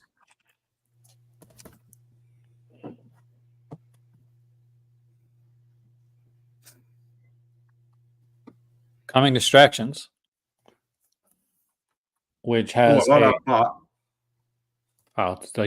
Tiffany Shepis right there. It has 71 trailers from the world famous Troma collection. Yep, 71 trailers, plus there's shorts, plus there's a top 10 trailer list, like Sits and Toxic, which is the 4th one. I don't want to put a lot in here. I got a lot more Troma stuff, by the way, but this is just a couple things. And The Children. I love this film. Freaked me out when I was a kid, actually. Good film. They're trying to hug the mom, like something about that kind of just freaked me out. Anyway, getting back to the other stuff, just wanted to show you some. There we go. Look, is this part of the Troma sale? Because that looks like this looks like stuff that you got, man. Like Troma sale, Troma films,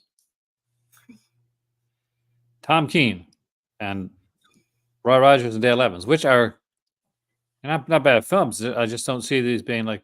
Then again, I don't know, because Yep, that Tarzan is Troma, because it was in the oldest cell.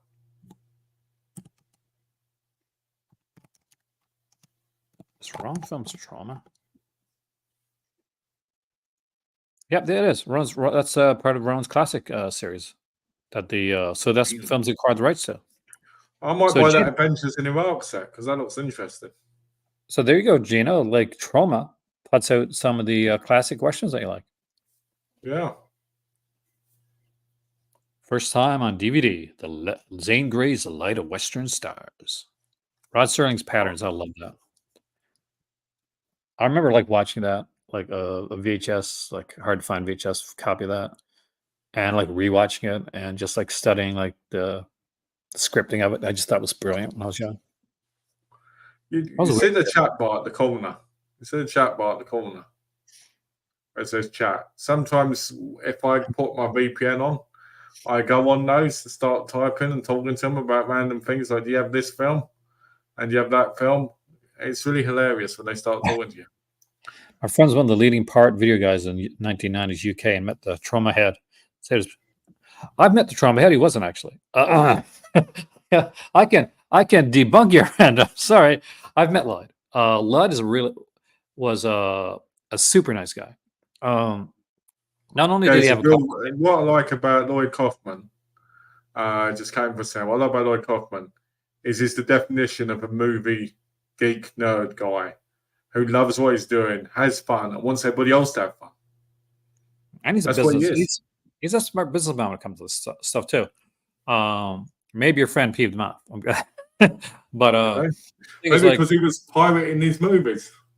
But he doesn't have to like just watch. The thing is, like Lloyd Kaufman won't just talk about movies. Like I talk about movies with Lloyd Kaufman and stuff like that. We chatted for a bit, but my better half had a long conversation with him. Not about film. Didn't talk films at all. I talked about like state, the world, politics, all this type of stuff. He's a very well like first person. Him and him got along really well.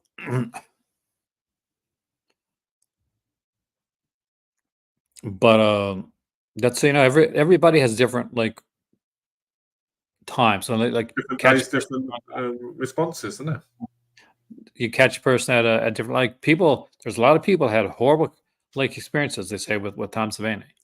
I was nervous because I like Tom Savini a lot, and I said, okay, I'm gonna have it's time for me to have my horrible Tom Savini experience.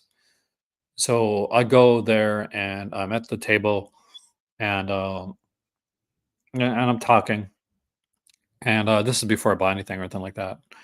And so I'm talking about some stuff, and we were chatting about movies for a bit, and some stuff that he was thinking about doing, so he wanted to do that can get off the ground. I get my pictures and stuff like that. And well, we were talking about a lot of stuff today, man. Then I Yeah. I come back a little bit later, and so we're chatting a bit again.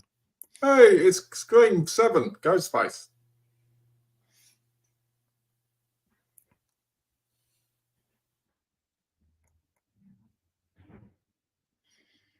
You might be surprised what some of his actual reviews are because I do know.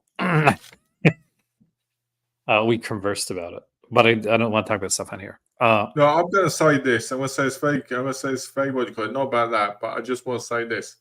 At the end of the day, I meet one guy, Aaron meets the guy another day. I might not like him. Aaron might think he's great because, different days, different times.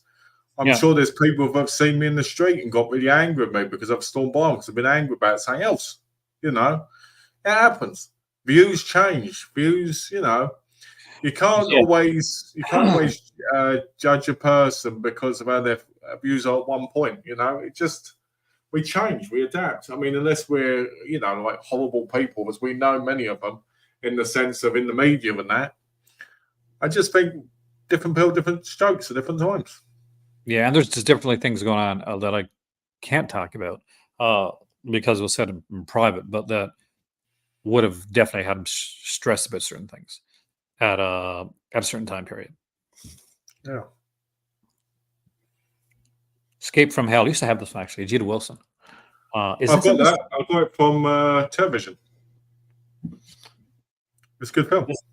This isn't in the Manifesto, though, is it? Oh. Because that's a Gita Wilson.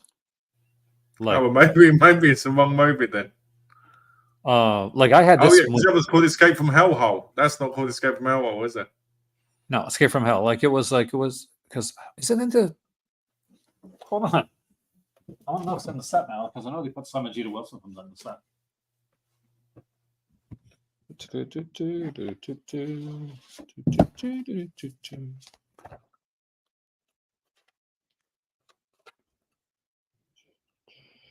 Canon Part 2.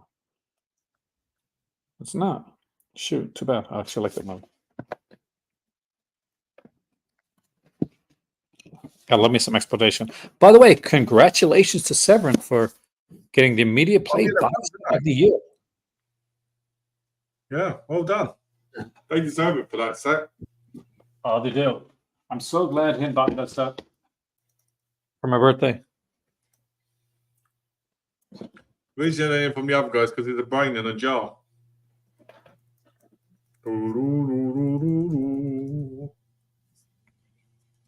Have you seen Killer Bra? Actually, yes. Hellblock 13, Drawing Blood. God, I can't remember this one. They're good prices actually, $2. Here's the thing.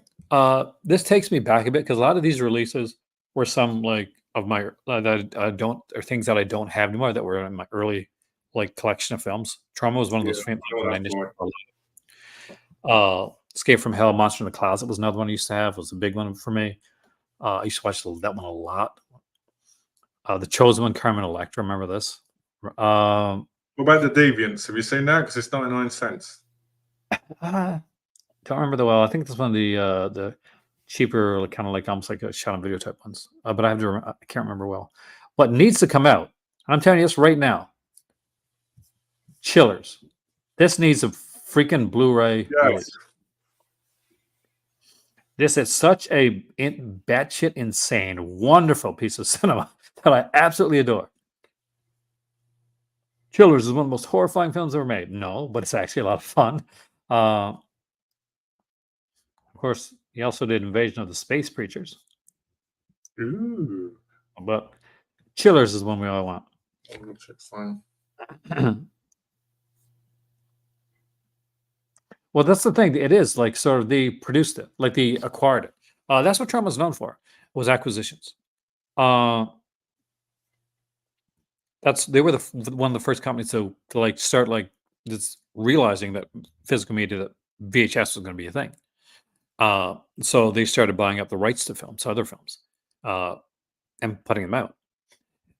And they were one of the first companies also to start to, like, in North America anyway, to start to do the $20 films, like the price point film that you could buy, you can afford, because most like VHS back in the day when I was younger were like $80, $100, that type of thing. It was like $50 sometimes to buy like a blank cassette. They eventually got lower, but Troma was one of the ones that kind of pushed forward with these kind of the cheaper kind of price point titles, like 1998, 1999, 1998. Bigger studios at the time were like, "Oh no, we don't want to do that, because if we do that, one person's going to buy it, they're going to tape it off, and everybody's going to have it, and all this type of stuff." But they proved it could work. It was kind of a proof of concept. Yeah.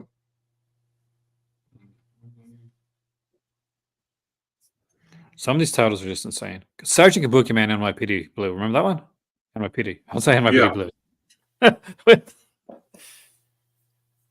Terra Firmer. Oh man. Father's Day. Also, yeah, Father's Day is here, so it's possible we might see Astron 6 here. Psycho Sleepover. I don't think I've seen this, but I'll buy the hell out of this movie. Tell that much right Open 24/7. Produce your own damn movie. That's based off the book he did, right? Yeah. Clown Cat Massacre is here. Jessica Rabbit. Chainsaw Sally, of course. Class Nukem High. That's a classic. $17 there. Oh, Chainsaw Sally show. You watched that? Yeah. Combat Shock is there. That's from the Masterpiece collection, where they put like Combat Shock, and they did a few other titles. We'll see if they come through here. That Crazy Animal. That looked good. Yeah, dude, I think any title with a girl on it, you're gonna be like, "Oh, that was a good." Oh, yeah. Yeah. Which is not a bad thing, actually. I agree. Romeo and Juliet. Oh, I like that Evolved. I need to get that one. Street Trash. Street Trash. I like Street Trash, but for me, I love Romeo and Juliet. Like, if anything, this can show you like how versatile like gun can be, right? Anytime people like kind of rag on I like James. that cover. The macabre pair of shorts. The David, it's the Dave Boreanaz one. Angel. Yep. Slaughter Party. Now. They did a whole series of these like short ones called Troma Dance, which is like a kind of short films film festival. They would put out the short films. Body parts. Yes, they got Frightmare as well. Devour their body parts. There's pigs. Right there. Wizards of the Demon Soul.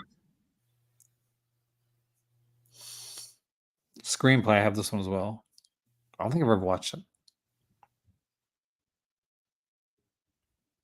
Night Beast, because like look at how many movies the Vinegar's trying to put out that like originally like Troma produced films. Yes, why aren't they on their sale? They should have had the one for them out of respect. Class Nukem High 2. Was that one came out in the 2000s? Because I think it did. I don't remember, but I think it did. That's when I met Lloyd Kaufman, actually. Killer Condom, I think, was there. Combat Shock was there. Trailer Town.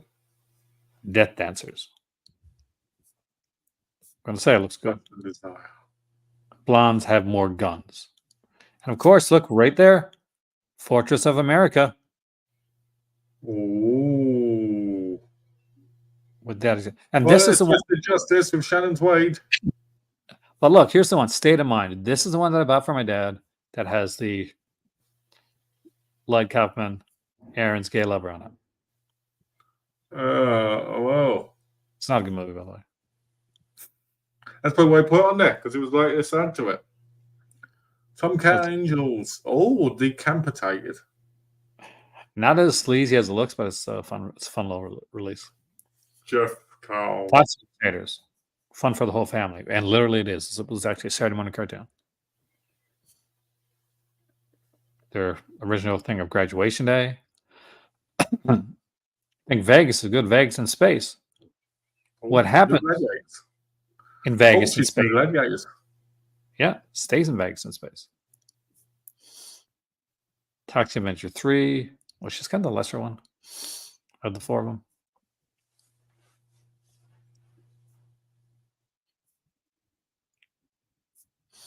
Anyway, there's a ton of stuff here. We're not going to go.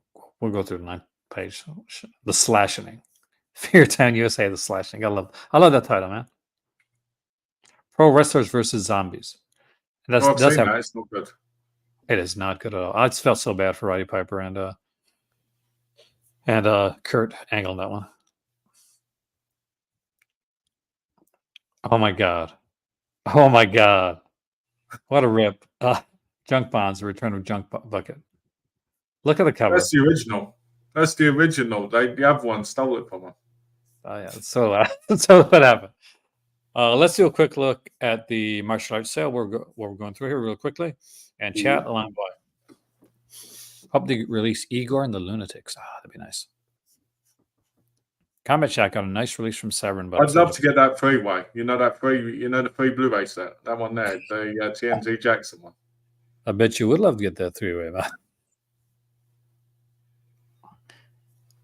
Between $49 for Jackie Chan, that's not bad. Nah, it's actually a good price for that one. Volume 2, we got like Black Belt. We got a couple like Don Dragon Wilson titles here. Blood Fist and Black Belt. They didn't exactly spend a lot of time. That's not, by the way, this is not Show Factory doing these covers. Like these covers are like this anyway. I actually thought they were the same movie when I was a kid because they had like very similar covers. Yeah, it was so similar. But like, there's some decent price there. This one's only been dropped by $20. The Jackie Chan one's dropped over, but it's about half price right now. $14 for the Don Dragon Wilson, and that's just some of his better stuff as opposed to the stuff we've seen come out from Vincent. This is the better stuff. It is. These here, like these Sonny Chiba releases. Like, I wish you would put some features on these. I think $40, $49.99 is a great price for them. Yeah, it's definitely a good price for these. Deli Outlaw Record, I recommend. A great Japanese movie. Don Wilson should be bad choices. Bad choices. Like, because Don Dragon Wilson wasn't the greatest actor, but a lot of them weren't the greatest actors. Steven Seagal became. Well, see, here's the thing. I agree. Just Speakman, I really liked. But here's the thing. Steven Seagal became huge. I'm not gonna like elaborate. He became huge, and his movies are shit. Like Steven Seagal's movies are literally like things from 1989 are better. Like Troll 2, any of that stuff is any better than any of the latter Steven Seagal movies. I think only his first 4 movies were good, and even those, like other people made them good. Mark for Death is the best one. It's because the villains are good, but it just seemed like real quick it got to his head. He got lazy. He was a dick too. He was a dick to his girlfriend at the time because he was dating. What's the name? Was it Heather Brock? Wasn't it? Whatever her name is, the one who was in Weird Science. Yeah, the girl from Weird Science. The and Woman in Red. I mean, he apparently he used to beat her up. Yeah, allegedly beat her up. Killer Brock. That's it. Fuck that dude. Like, screw you. Like Steven Seagal, you're an asshole. It was just bad choices for Don Wilson, Jim Speakman. Because Jeff Speakman literally did the same type of martial arts that Steven Seagal did, except he actually did it and better, and it looked better. The perfect weapon. I will say this about Jim Speakman. He had everything to be top tier. He did. I was always shocked he never got farther. We got the Brave Archer collection here. Only around $10 off that one, but I didn't know that was so cheap. Actually, $40 off of these Shaw Brothers sets aren't bad, though, my friend. It's not bad, my man. I own them all, don't I? Super Sentai. I have a few of these actually. I think I have Duck Ranger. He did. Any of these Sentai sets are great. I love these sets. If you like me, you probably like these Super Sentai stuff. And Matthew a is, lot better than Power Rangers too. but Power Rangers is also very, very good. Yeah, but not as good as the Japanese ones. I grew up on the. I grew up on them, didn't I? I grew up on the early Power Rangers, but I just don't think they've got the same. What's your magic, favorite? What's your favorite Power Rangers series? Oh, that's easy, and it's the original Mighty Morphin of the original cast. Mighty Morphin. And then it's probably what's the pattern? You know, the Samurai one, Samurai Steel, I think it is. Samurai Steel, really? Yeah, I love that. I love the song. RPM. I loved RPM. Oh, that was a good indicator release. I don't know, but they did a really good. That was a really good one. Mark Dacascos. Well, he did do a lot more stuff. He's still working. Yeah, he's actually pretty good at it. Like, remember? I watched him last night in Sabotage. And of course, don't forget, like, the Iron Chef. Yeah. Brother Wolf's. I like Mark Dacascos. I thought Mark Dacascos was brilliant. I feel like he's a bit like Donnie Yen. Except Donnie Yen got bigger, more so in the last 20 years. Where they've always been there, but you didn't really notice how fantastic they were. Except with Donnie Yen, it came out to the point now he's like a major star now. Even though he had so many great bangers back in the 80s and early 90s. Look at the Tiger Cage collection. There's some Donnie Yen right there, man. At least the first two. I'd love to have the Kamen Rider sets. I just wish they'd do the earlier ones. Yeah, my daughter loves that, actually. No, it's Detective D. Yeah. There's some incredible stuff, like they're putting here. It's got Andy Law in it. You can't go wrong with Andy Law in Detective D. Ninja 3, The Domination. Because I was Dominator when I was watching it. As we all know, Malcolm, what do we know? Only a ninja can kill. Only a ninja can kill a ninja. That's right. I had to say it like with only a ninja can kill a ninja. You haven't got what it takes. You have the steel books for the more and more Power Rangers. But you sucks because they're the DVDs. Look at those Super Sentais at the bottom there. Oh, there's a ton of them. Don't worry, they're coming out. You got the. How many of these do you have? None. What? None. I had 2 when I was in America, and I had to sell them because of moving. I won't keep everything. Ninja 3 is a fun movie, but I'll always say, but the End of the Ninja is the best one. Revenge of the Ninja is really silly in a fun way.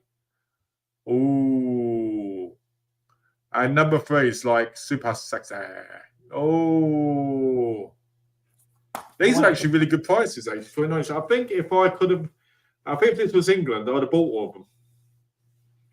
You at least have the Power Rangers sets, right? Those 4. Yeah, well, no, I don't have them either. I used to. But, I couldn't keep everything when I moved back. So you had to get rid of some of the other stuff and keep those Power Rangers. What, when they were on DVD? Go. One of my favourite Christopher Lambert movies at the bottom there, The Hunted. That's a ninja movie. I love that movie.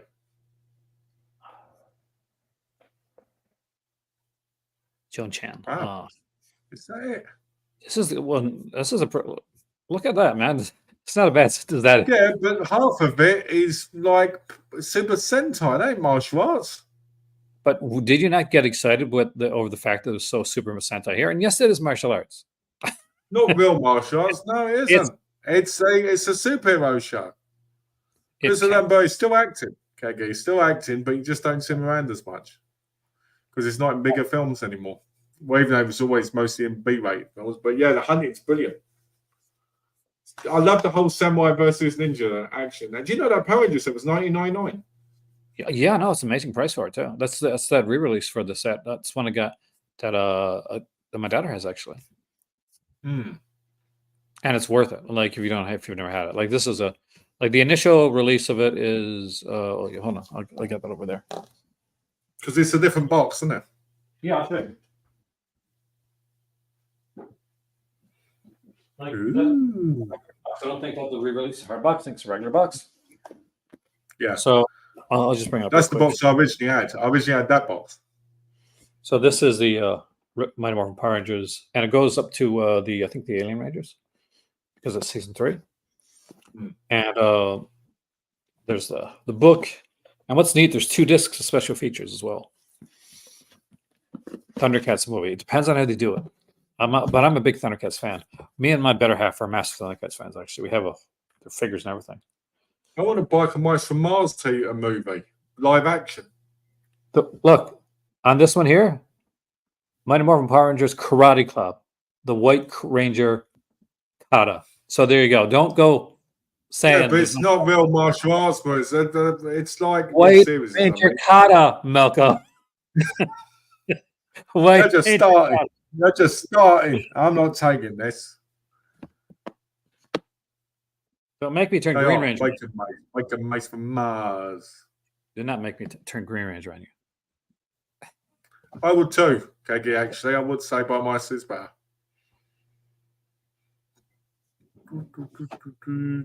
Is the Thundercats movie going to be live action or is it animation? Oh, look. Oh. We have the it's the Gladiators. We have the first run of the of these Thundercats figures. We bought them. Oh, that must be worth a mint now. Oh no, not the '80s Thundercats figures. When they kind of redid them. So since they, because it's more of a slightly more modern take, but still keeps in with the old school. Let's love it. I can bring over her few bits. Oh, that looks like those legs have been moved a bit. Fuck these camera snakes. Oh, nice. So there's now 5. So not 4. There's 5 of them altogether in the first run, and of course we got. I think we got some of the Funko stuff as well. I'm sure you can. The Mice from Mars figures. We don't have the buy. We got the series by Mice. I don't have the figures. That's like. What would you call is that guy though? Wardlow. I mean, yeah. Well, they tried to cast Noah Sereno as He-Man. Oh God. For those that don't know, he's the guy that does like a lot of like rom-coms on Netflix, and I think he wasn't he in like Black Adam? He was like one of the yeah. Was that guy's name Eddie Gilbert? What was that guy's name? Guy had a funny voice. Joe Godfrey. So what? Gilbert Godfrey? Godfrey. He could have played He-Man. I mean, it's hard. I mean, like it depends on how they're doing it. Like, remember when Lobo, was out like big? Lobo, Hobo. Yeah, go on. And then they changed Lobo in like New 52 to this like streamlined, kind of like thinner, very different. I thought about you the other day, actually, because when I was in HMV, they had the Lobo figure in there. Oh, did they really? Original Lobo or the New 52 Lobo? It looked probably New 52 Lobo. So in other words, was he buff or did he look more like kind of? He was buff. Oh, then it was original Lobo. Because I'll show you what I mean real quick. Well, he looks, so you know, he looked a lot like, to me, he looked a lot like Keanu Reeves. You know, but buff. Because they changed Lobo. Yeah, you don't look like that. Original Lobo. This is original Lobo right there on the. It's original Lobo. There's nothing like that thing. I don't know what that is. That was New 52 Lobo. That's not Lobo. You really didn't read New 52 Lobo, did you? You lucky. No, I didn't know Lobo even existed until I met you. Really? Seriously. First Lobo comic I remember picking up was Keith Giffen creation, of course, because he created them. it was like I was at I was going to college. I was at a store, and they had a bunch of comics in there, right? Because this was during comic boom when everybody had comics. So the first issue Lobo was a 4-issue miniseries, and I think it was maybe I think make Simon Bisley art on the cover, which was amazing. And Paul Giamatti would be awesome actually. You may be joking. I'd actually like that. But and the first issue was 99 cents to get you into buy the first. It's incredible. Like, let me see if I can actually find that.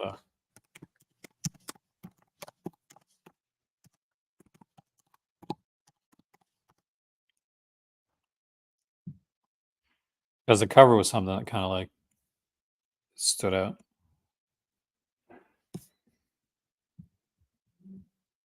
Now it's like, I wonder how much it's worth now. It had a painted cover. A lot.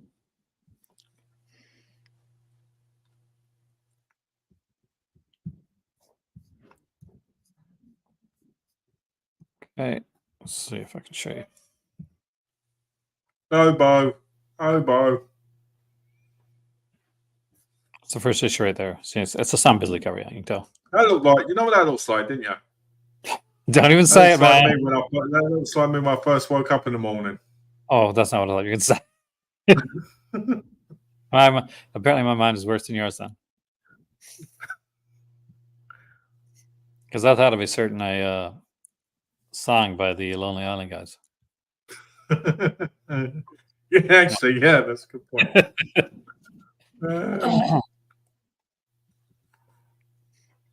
I adore Lobo. Lobo's a badass. If you adore Lobo, you have to help the hobos. That's the saying. Lobo was one of these guys could kick like Superman's butt. That's what he's known for. Because there's like an episode, two-parter called Main Man, episode of like Superman animated series that focuses on like on Lobo. That's sad actually. Talking about Henry Cavill, so depressed that he was let go, I should say, of The Witcher, and they hired Liam Hemsworth to take his space. There's no comparison. I don't want to see him dressed like that. Okay, here's the thing. I understand. I don't think his party left, and he left because he's a massive fan of The Witcher. Henry Cavill is a geek with muscles, and it so shows. I think the biggest disappointment for me about Cavill is always going to be that he got cast as Superman at the wrong time. Like I think the guy should have been James Bond. I don't know. I mean, I've thought about that, and I don't think so. I don't think he. Not that he couldn't do it. Maybe it is. I don't think he had. Like, there's certain. I think Aaron Taylor Johnson's got the role, don't they? Which is a great choice, by the way. I'm definitely an outside the box. It's a fantastic choice. It's not a good choice. It's not a good choice.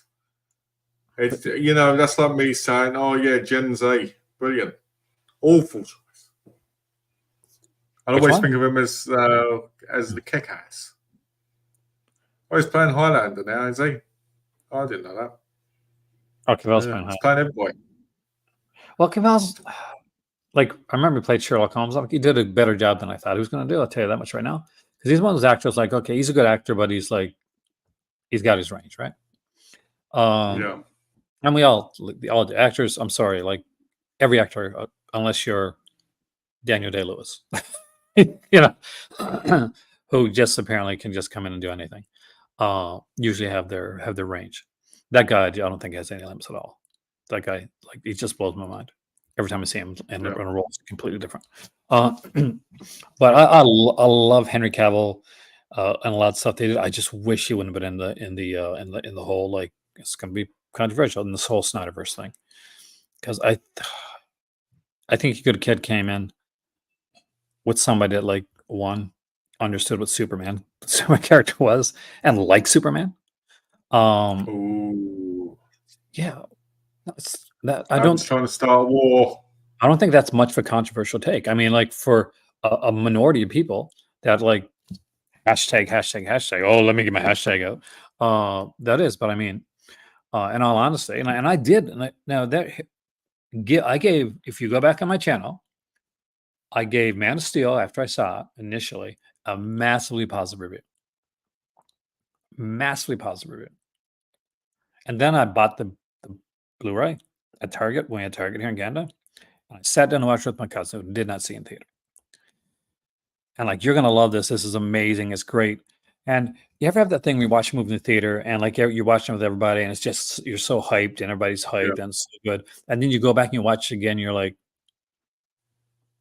blah. Yeah, like what the hell?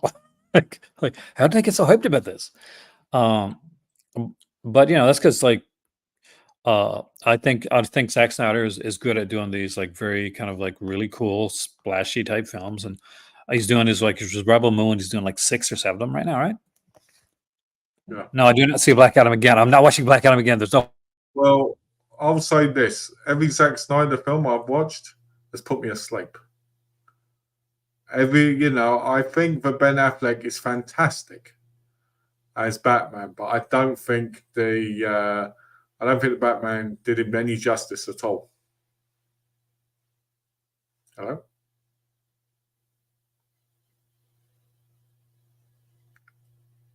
Ooh. I haven't watched the Marvels yet. I picked it up recently, but I haven't seen Madam Web, but Madam Web didn't look good from what I saw.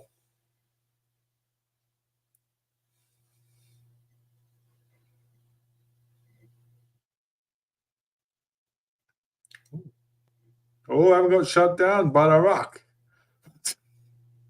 Oh, wow. It's me. I need to change this to the Malcolm Show now. Hello, ladies and gentlemen. This is where it all begins again.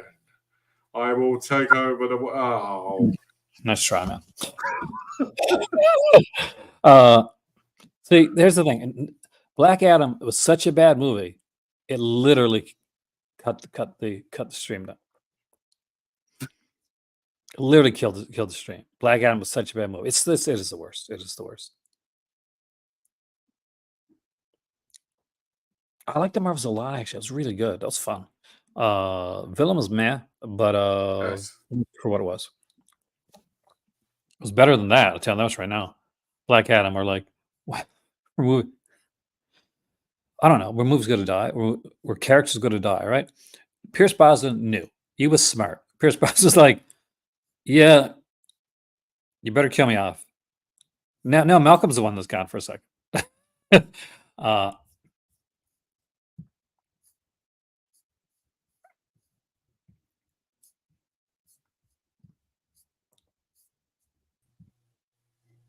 got booted then. Why am I so negative about Black Adam? It's because I hated it. And I don't mean like I it's not just I didn't like it. I had an uncomfortable experience watching Black Adam. As in, I think they'd be honest here. Aaron. All right. You're upset because Dwayne Johnson took the name from Newfoundland, The Rock, right? So you hold it personally against him, and that's why you hate this film. I actually love The Rock's movies until this. This was a turning point for me. I was a Hobbs and Shaw guy. I watched all The Rock's films. Central Intelligence is brilliant.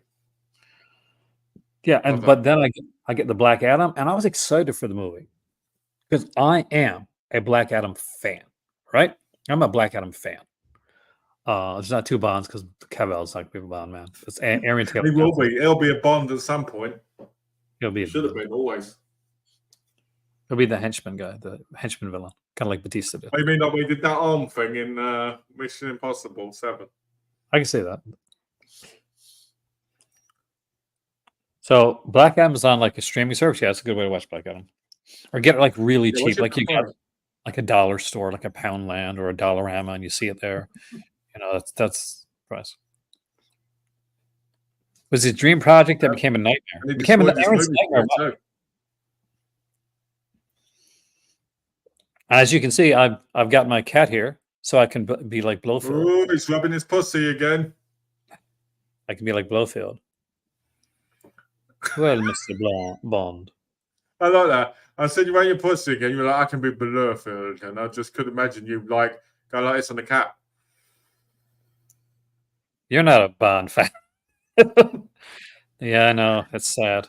Yeah, every once in a while you find like a random DVD at a Dollarama, but it's very, very rare. You know, it's happened here as well. Not only are they stopping selling movies and our Poundlands and that, but they're also stopping. They're also stopping doing it in the actual grocery stores as well now, which is really annoying. Mystery Man's really good. So what's my underrated comic book movies? Ooh, that's a good question, actually. Do you know, never released, but the original Fantastic Four film, I think is good choice. cheesy as it is I actually really, really enjoy it. I actually thought that the Thing, for what they did, like the costume for the Thing, was actually pretty damn good. Yeah, Now, it was really good. Mr. Impossible with that fake arm at the end of 94's Fantastic Four. Oh, hilarious. For me, it would be Howard the Duck. Great one to choose. I actually like that. And I would say the other one would probably be the original Captain America, you know, the original one. Red Brown? Yeah. I say part 2. Death Too Soon. Yeah, part 2 is good. Christopher Lee. and the 70s Spider-Man TV movies. It wasn't actually a TV series. It ran 2 seasons. Oh, yeah, it was a TV series, but the reason I said was because it was TV movies with them, technically, even though really they're 2-part episodes, kind of like pilots, aren't they, in a way? But yeah, I put them together. Matt Salinger's the 90s. Matt Salinger, by the way, guys, you know, he's related, of course, to the great J.D. Salinger. Yeah. Seriously, Mystery Men ruined. Oh, I don't think so, man. It's okay. It's okay. Howard the Duck, or as I like to call him, Michael J. Fox, because he always reminded Michael J. Fox in that movie. Guy who played Mr. Fantastic in the Corman movie got a book out. Alex Hyde White is the actor that played Mr. Fantastic. It's crazy. Who is his father? Hey. I am. Hi. I'm like, I've got 2 hits on right now. Oh, he's playing 2 pussies at a time. You playboy. Greaser was like, how to play the game. If this video stops, you know what's happened because Greaser is taking over the screen. If the video stops, you know. Oh, look at that. Okay. It's okay, guys. It's okay. I'm a cat guy, by the way, guys. So watch just people leaving because there's just too many. Nolan is overrated and a boring director. I'm sorry, Cinematech, but yes, it's overrated. It's boring. If I asked him to make a Care Bears movie, he'd make it 4 bloody hours long. So he might slap you for that because he's a massive Nolan fan. She can slap me all she likes. It doesn't stop it from being the truth. I don't know. Just takes a couple slaps, man. Then be like, oh no, Nolan's amazing. I do like Nicholas Hammond as Spider-Man. And it's so kind of interesting because there's a guy started, you know, with Sound of Music, right? He was great. And it was definitely good for the Spider-Man that he had to do. I do think that another thing underrated is the TV series, like the Japanese Spider-Man TV series. That's where what about the Japanese one? The which one?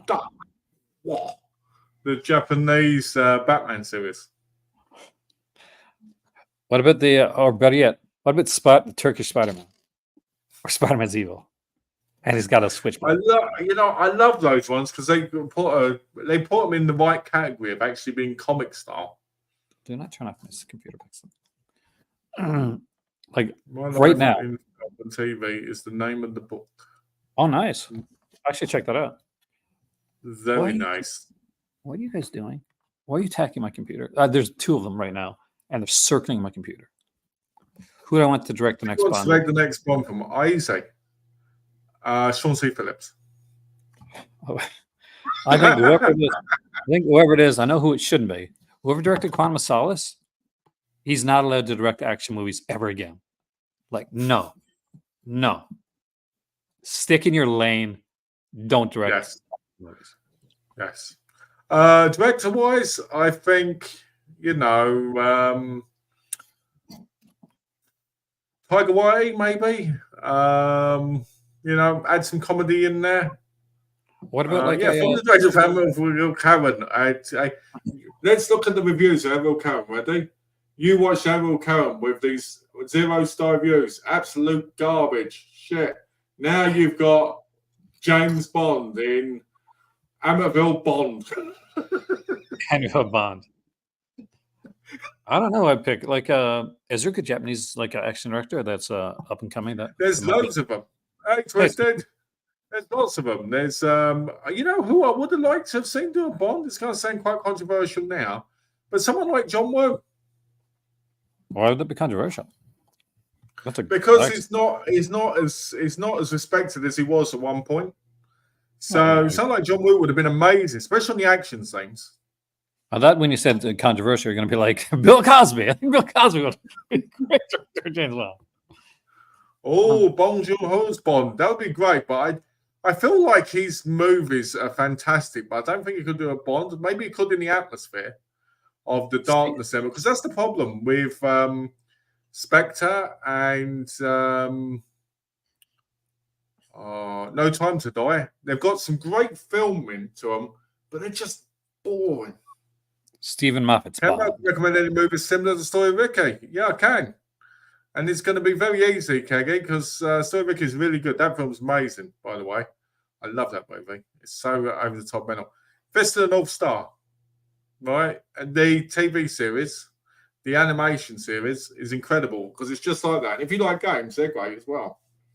But there's some other crazy ones, because if you go to Japan, you can watch things like Tokyo Police and that, which are similar, but they're nothing like Story of Ricky, but they have that crazy kind of head explosions and everything. Malcolm's favorite. Is brilliant. Yeah, his favorite version of Fist of the North Star is obviously the one with Gary Daniels. That's the one that's what she thinks is genius. My favorite copy, my favorite version of Fist of the North Star is called Fisting North Star. Hey, George, have a great evening, man. Take care, George. I'd like the newest Bonds to take place back in the 60s. That would be great, but because originally when they started the Daniel Craig era, they wanted to have it where he was kind of like the new Bond, as in, it was like the beginning of the career. Well, and there was, for a bit, they thought of it like saying, okay, Bond is, this is it. He looks different for a reason. It's actually a different person. Because Bond's Bond's a name. But then they did the thing in Skyfall, which kind of killed that. Because everybody added in their head canon that Bonds, that these were all Bond, but they were different people. And they're all just named James Bond. You are silly. Oh. Being attacked by cats. Like, literally.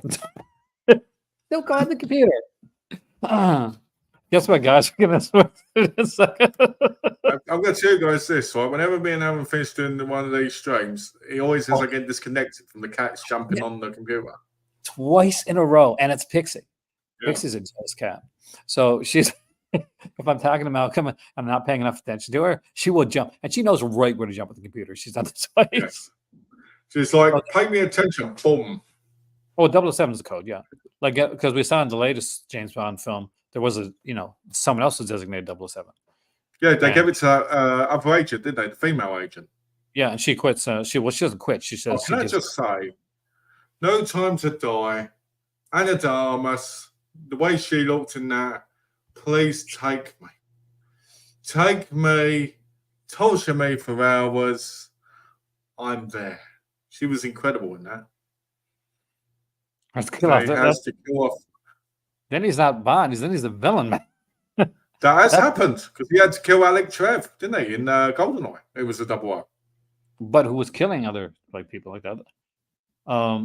We get to see very few 00s. Was in I think Octopus. Pussy has one. Yeah, Octopus has one get killed, and you find because you remember in one of the older movies they have the Satan, and the only one you see his face of is Bond himself. Yeah. But we got to realise is I think the 00 thing is just a code name. So when one dies, someone takes their spot. because there's many times in the different ones where people have died and then you find out there's another one. But saying that, films are out of order anyway. Yeah. I think 0013 died and like an octopus. It was 005, wasn't it? What's it 005? Yeah, because they don't have double digits. So they don't have 0010, 11. They don't have that. I thought they did a double digit that night. Or is that a comedy one? As well? I think of a comedy. I think I am actually. Would not be surprising. I'm surrounded by cats. Like I'm like, Exactly, because Bond is essentially an assassin. One of my favorite Bonds, Bond movies, is it? What was that? 009. 009. Yeah, I thought so. Well, I thought it was 05, but I thought it was there as well. Like 004 was there in the background, which makes it 009. You guys think that Dalton is the worst, but no, I don't. I actually think I loved him in License to Kill. Dalton is one of the closest we've actually seen Bond on the screen from the book. Now, that being said, the early Bond is a dick in the books. He's not a likable character at all. He's the opposite of a character that you unlike. He's Peter Sellers. I don't. Well, yeah, I don't count that. I really don't. David Niven. They were both terrible Bonds. David Niven was the choice. Literally, was the choice for Bond by the guy that wrote it. That's who he wanted to be. That's not true. The original choice for James Bond was Roger Moore. No, he thought the Niven looked like Bond. So Bond basically would have looked like Alfred Pennyworth. There's no like Alfred Pennyworth. Niven had that look. I had that kind of that debonair look thing, but I don't think Niven was a good choice. I don't count. I say it's a bad actor, but just because it's not that guy. The Jimmy Bond from like the American like Casino Royale probably is the worst Bond. You know what we need? We need James Bond Jr. That's what we need. That series was amazing. That was so cool. Why can't they release that on DVD or Blu-ray? That'd be incredible. I have them both actually, and Secret Agent Man as well. What people don't know right now, well, what people should know right now is that the Prisoner TV series has been released by imprint, isn't it, on Blu-ray? And they also announced that the Persuaders recently as well. Persuaders is hints. I'm tempted to buy them both. I'm tempted to buy them both because I've got the other sets. Persuaders is you got on Persuaders already, don't you? I don't own Persuaders. I own the movies from my network, but I don't own the series. Oh, Living Daylights is boring, except for the Bond girl. The rest of it's awful. I like Living Daylights. I do. Have to understand, Living Daylights came at a transitional period when it came to James Bond. It was, and you have to also take consideration. It wasn't written with Timothy Dalton in mind. It was written for Pierce Brosnan. Living Daylights was written for Pierce Brosnan. Pierce Brosnan was cast as Bond. He had like photos done, and you're not getting up there. It's too high. It's too dangerous. But all of a sudden, ABC said, "No, we're going to do one more season of Remington Steele," so he couldn't do it. And so Timothy Dalton, who had been cast before as Bond, by the way, and turned it down because he said, "I'm too young to play." Wesley Snipes. Isn't Hugh Grant supposed to be kind of a dick in real life? We all know Wesley Snipes is. Oh, Persuaders. But I mean, so Living Daylights is based off a short story, and I think it's John Gardner. It's John Gardner, right? That wrote Living Daylights. Yeah, I don't think it's so.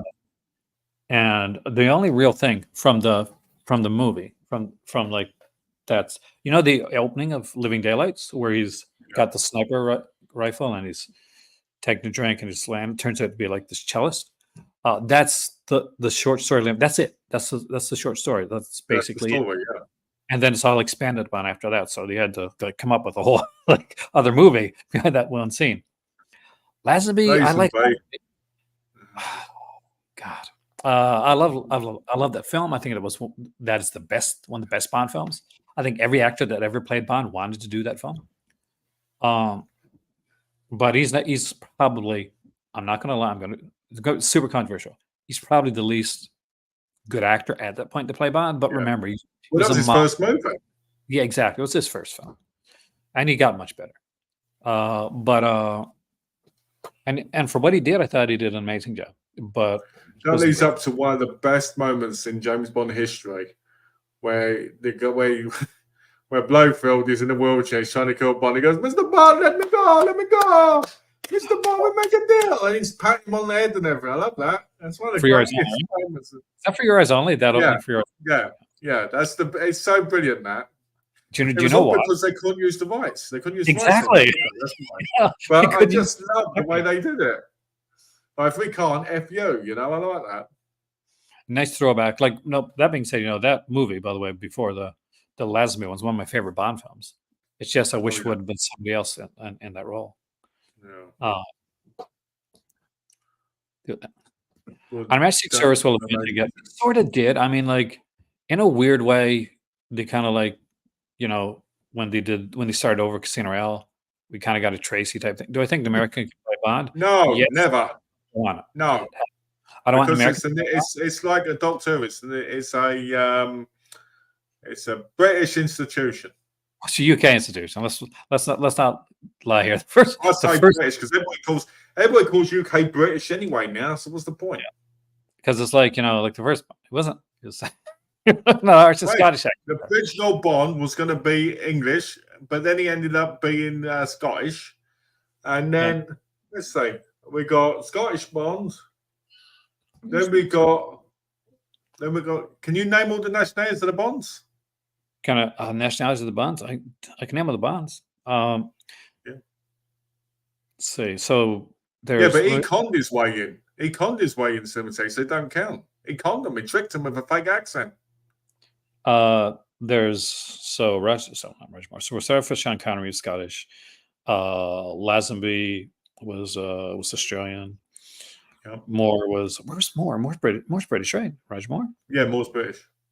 And then we got Timothy Dalton, who is what? What's Timothy Dalton? It's way more fun. I feel like I'm a ska man right now. Oh dear.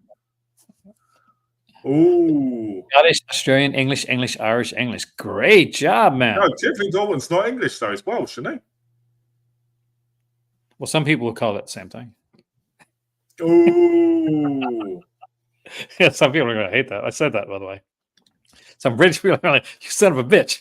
But yeah, you're right. Well, Australians are technically still British because they come from over here for the most part, so they count still a little bit. I guess you could say about Americans, couldn't you? But nah. Do you remember the American actor that they were going to cast as James Bond at one point? Yeah, I do. And he sucked. James Brolin. It's going to be James Bond. That's awful.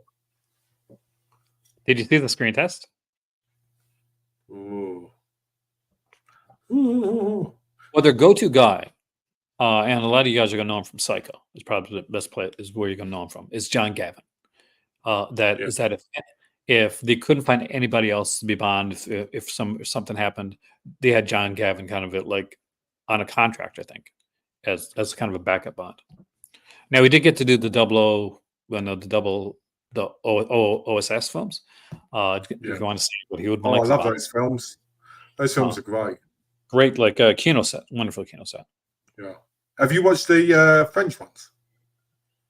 The newer ones that were more comedies. Actually, I watched the first one in Paris, but I didn't grab them. How do you find them? Well done. They're worth it. They look beautiful on Blu-ray. I feel like There would be cast an American. There would be such a fact. You know what? It should have been Bond. Everybody goes, I mean, the whole thing once more came out, didn't it? About, he's not, he's not English. I'm not going to do it. That's okay. I know what you're going to say, but no, I'm not going to do it. Well, yeah. But, my view of this is I do think that the main person who should have been Bond over the last 10 years is Idris Elba. Yeah. But he didn't want to do it. Like basically felt he was burnt out from franchises. And as he got older, he felt older. And he made a joke once. He said, "Hey, I can't be Bond." Because he said, if I'm in a country and you suddenly see this massive dude that looks like me running through, you're gonna know me right away. Yeah. That's right. But I think what amazing is Bond. It would have been incredible. He's got the look, he's got the Yeah. charm, he's got the charisma, And he's got he's the got. dignity. He's got that gentleman look to him. I really thought they were going to choose the person from Bridgerton. That's who I thought was going to be Mm. Bond. Because I thought Yeah. because he had like that kind of like that Idris Elba type of charm stuff to him. Yeah. And he was like very kind of like, the ladies would definitely, the ladies would like them. Oh, yeah, But after I definitely. saw Bullet Train, so they said Aaron Taylor Johnson. I'm like, it can't be Aaron Taylor Johnson. Kick ass Aaron Taylor Johnson. Then I said Bullet Train. I'm like, oh yeah, I get it. I get it. I mean, I can get a little bit with that. Harrison Ford couldn't get himself out of a paper bag as Bond. I'm telling you. Is he good? Was he good in those star roles in America? Yeah. It was brilliant, Spencer. I agree with you. But he's not Bond material. He never No, would be. you got to be. It's just a special like je ne sais quoi that you have to be Bond. Yeah. And he did not have the je ne sais quoi to do. The closest person to Bond in real life is this guy right here. The closest person to Bond in real life is Christopher Lee. Who could Actually, speak. they did say that, didn't they? Yeah. He inspired it. He helped inspire. He did help inspire it, actually. He spoke many languages. I inspired. I inspired Oddjob. Not many people know this, but Spike Dudley, that was the inspiration. Inspired you. Spike Dudley was inspired. No American could ever be Bond, and they never will be, and it shall never exist. If it does, then we riot. Jim Carrey is James Bond. You know what? I'm not going to be. I don't want to come off as horrible, but Americans just don't have that. They don't have that gentleman thing. In a few years, Nick Nolte might actually be able to age into that. Nick Nolte's a fantastic actor. I think he would be great. Nicholas Hoult. I just think he's because the roles he's been in, people expect him to be a little bit more. Ooh, you know what I mean? He's Lex right now. Like he's Lex Luthor, and good show. He's great in. You know what he's great in? Didn't he? He's great in a film called Kill My Friends. Have you seen that? Have I seen it? I got to check. I think I have, but I want to be sure. It's a really good film. Noel Coward was part inspiration too. I think this is the worst possible choice. I've heard people say it. It is the worst possible. Shall I do my Tom Hardy impersonation? There we go. It's not going to say anything like him, but it's just smooth, right? Yeah. Where's the fine sign? Oh, are we stuck in the Inception? Oh, no. Oh. Awful. It's an awful act when it comes to that. But I am going to do my Tom Hardy impersonation. Are you ready for it? Yeah. You ready? Yeah, let's do it. Hi, it's me, actor Tom Hardy. See, there you go. Stunning, isn't it? It's brilliant. No, I do like Tom Hardy. I just think he's just monotone and the same over the top. He thinks he's Johnny Depp, and he isn't when it comes to character work. Let's put it Oh yeah, definitely. Yeah, I can see that. I know, man. You know what? I'm supposed to see Monkey Man next week. With my friend Alex, we're supposed to go and see it, but it keeps getting put off because obviously different things keep happening. So I'm hoping we get to see it because it looks really good. I was shocked it was 2 hours long. I was like, oh, why has it got to be so long? But I'm hoping it's got a lot of the Indian culture in it because that's what I like. Everybody's got my choice. Everybody knows my choice by now for Bond. Like he's not going to be Bond, but he should Bond because 2014 the guest came out, and Dan Stevens was incredible. Oh no, I love Dan Stevens, and he has that like look, especially and he proved the action scenes, and you got to be able to do the action scenes, like Daniel Craig. Like a lot of people didn't think Daniel Craig could. Remember the papers back then? It's James Blonde. It can't be James Blonde. Look, it's James Blonde. And but then you watch Layer Cake and you realize what a damn good actor like Daniel Craig is. Now kind of Layer Cake is what's interesting for him, really. It really was. What a great film! What a bummer of an ending. Layer Cake's amazing. Do you know they were supposed to make? Do you know there's a sequel book stuff that they've never made into a film? How would the sequel work for that? Because Layer Cake's kind of Well, in pretty. the sequel, he survives. In the book, the sequel book, he survived. It's a direct continuation from the other book that came out, and So he when he gets survived. shot, And survives the shooting. yeah, he Like, survives the spoiler alert, shooting. old movie guys. But obviously, they didn't want that to happen in the movie because it's such a powerful ending. It is such a powerful ending. It's like a Public Enemy ending. From See, Cake. people go on about full English gangster movies. Layer Cake is a prime example of a perfect one. There's so many good gangster films. Speaking of it, and also if you like English gangster stuff, Peaky Blinders.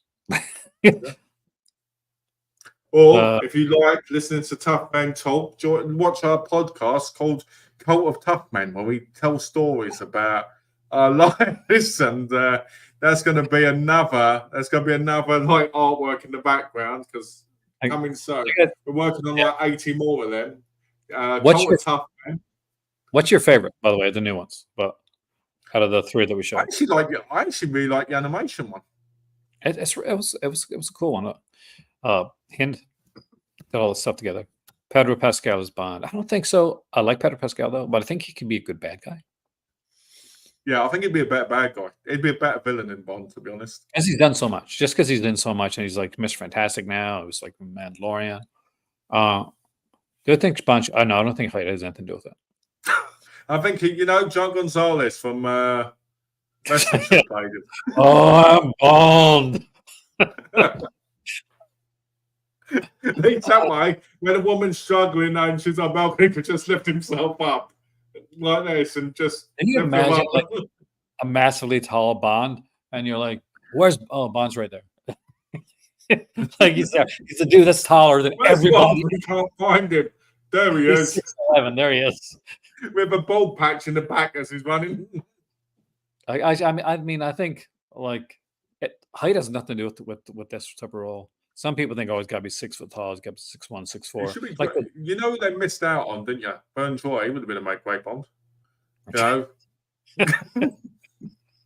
He could have got him one of these little cars. You know those little cars he used to drive around, and he could have got one of them in the car chase scene. I think I think that like Bond wise, I'm glad for the choice that they went with, but it's all going to depend on how they do the next Bond film. How are they going to do this? Margot Robbie's the next Bond girl. She does so much. It'd be so hard for her. Like she's producing stuff to the company. If I'm honest, I think she's above that. Not because it's a bad role, but because of the type of film she's doing. I agree. But Monica Bellucci was Bond. Now, what girl? But I got kind of pissed because they made a massive deal about we got a Bond girl, and she's an older Bond girl, and she's still sexy, but sexy and older, and she's in it for like what 3 minutes. I do love that scene. That scene is perfect. Though, where she walks in and the two guys are there, and then boom, just brilliant. But she should have been more. I want more of her in the movie. Let's say this, right? We're talking about having one Bond girls, right? You think about it, guys. If Playboy was still around, right, doing their actual things they used to do, right, people like Margot Robbie probably would have been in it naked. So what I want to say is this: bring back the respectable photo shoots, put them back in it, and let's have people like Peter Dinklage in Playgirl down on the carpet, like Burt Reynolds' famous picture, and you've got it. Peter Dinklage is probably the one person who I would say, out of all those people that most people joke about, who could actually be either a really good villain or actually be in an alternate universe if Bond wasn't what we expect Bond to be, could be a great Bond. Because I think out of all the people, without saying, what do? Do you say little people now to be respectful? Yeah, I think that's the correct term. Out of all the little people out there, it sounds so silly saying that. Yeah, I know. Just because it sounds a bit rude, you know. Peter Dinklage to me is probably the greatest actor out of those. He's got gravitas. Like even though people that have played Bond, probably would have been the best actor that played Bond. I mean, you look at Peter Dinklage, you don't see his height, you just see him. Just think of it like when you're watching Game of Thrones. It's like you never think about that. Oh, wing, yeah. know. Yeah, unfortunately, they didn't take it. Whoa! That pussy won't let go. You can get Come them. to try and knock the hat off again. Come on, it's okay.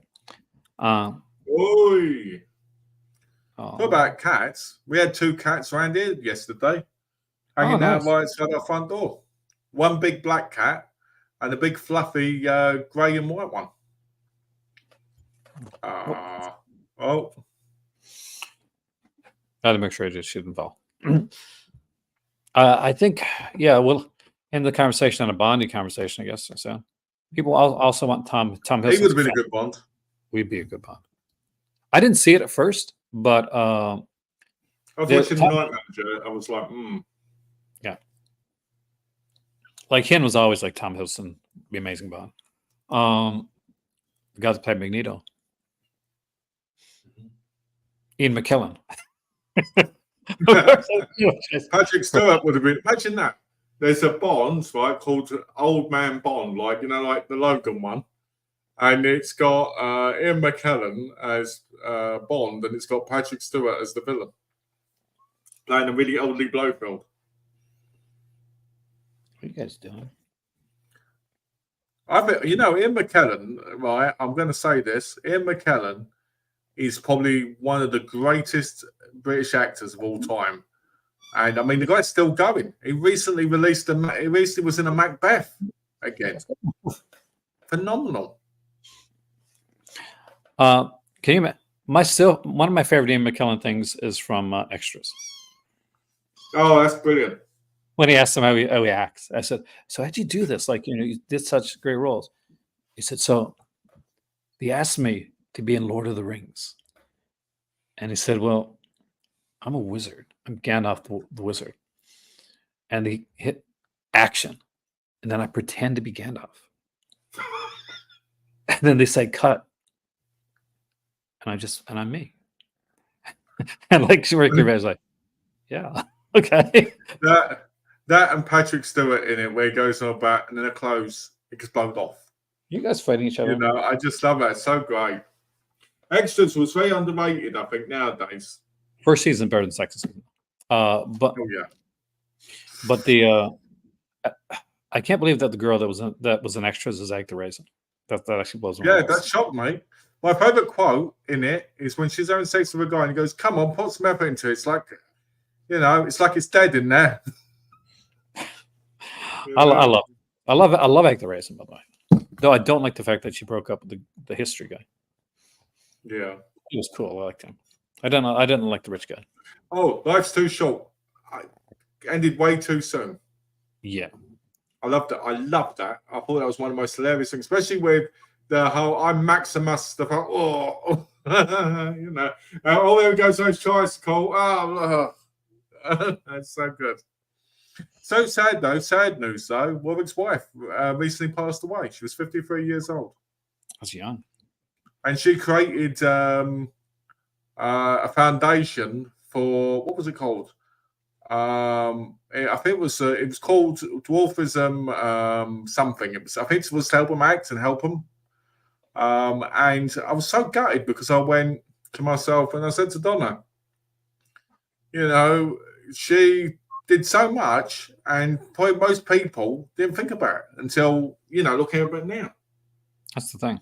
Their money. I would have loved that, man. The girl that played Moneypenny was one, gorgeous. Two, she was so good.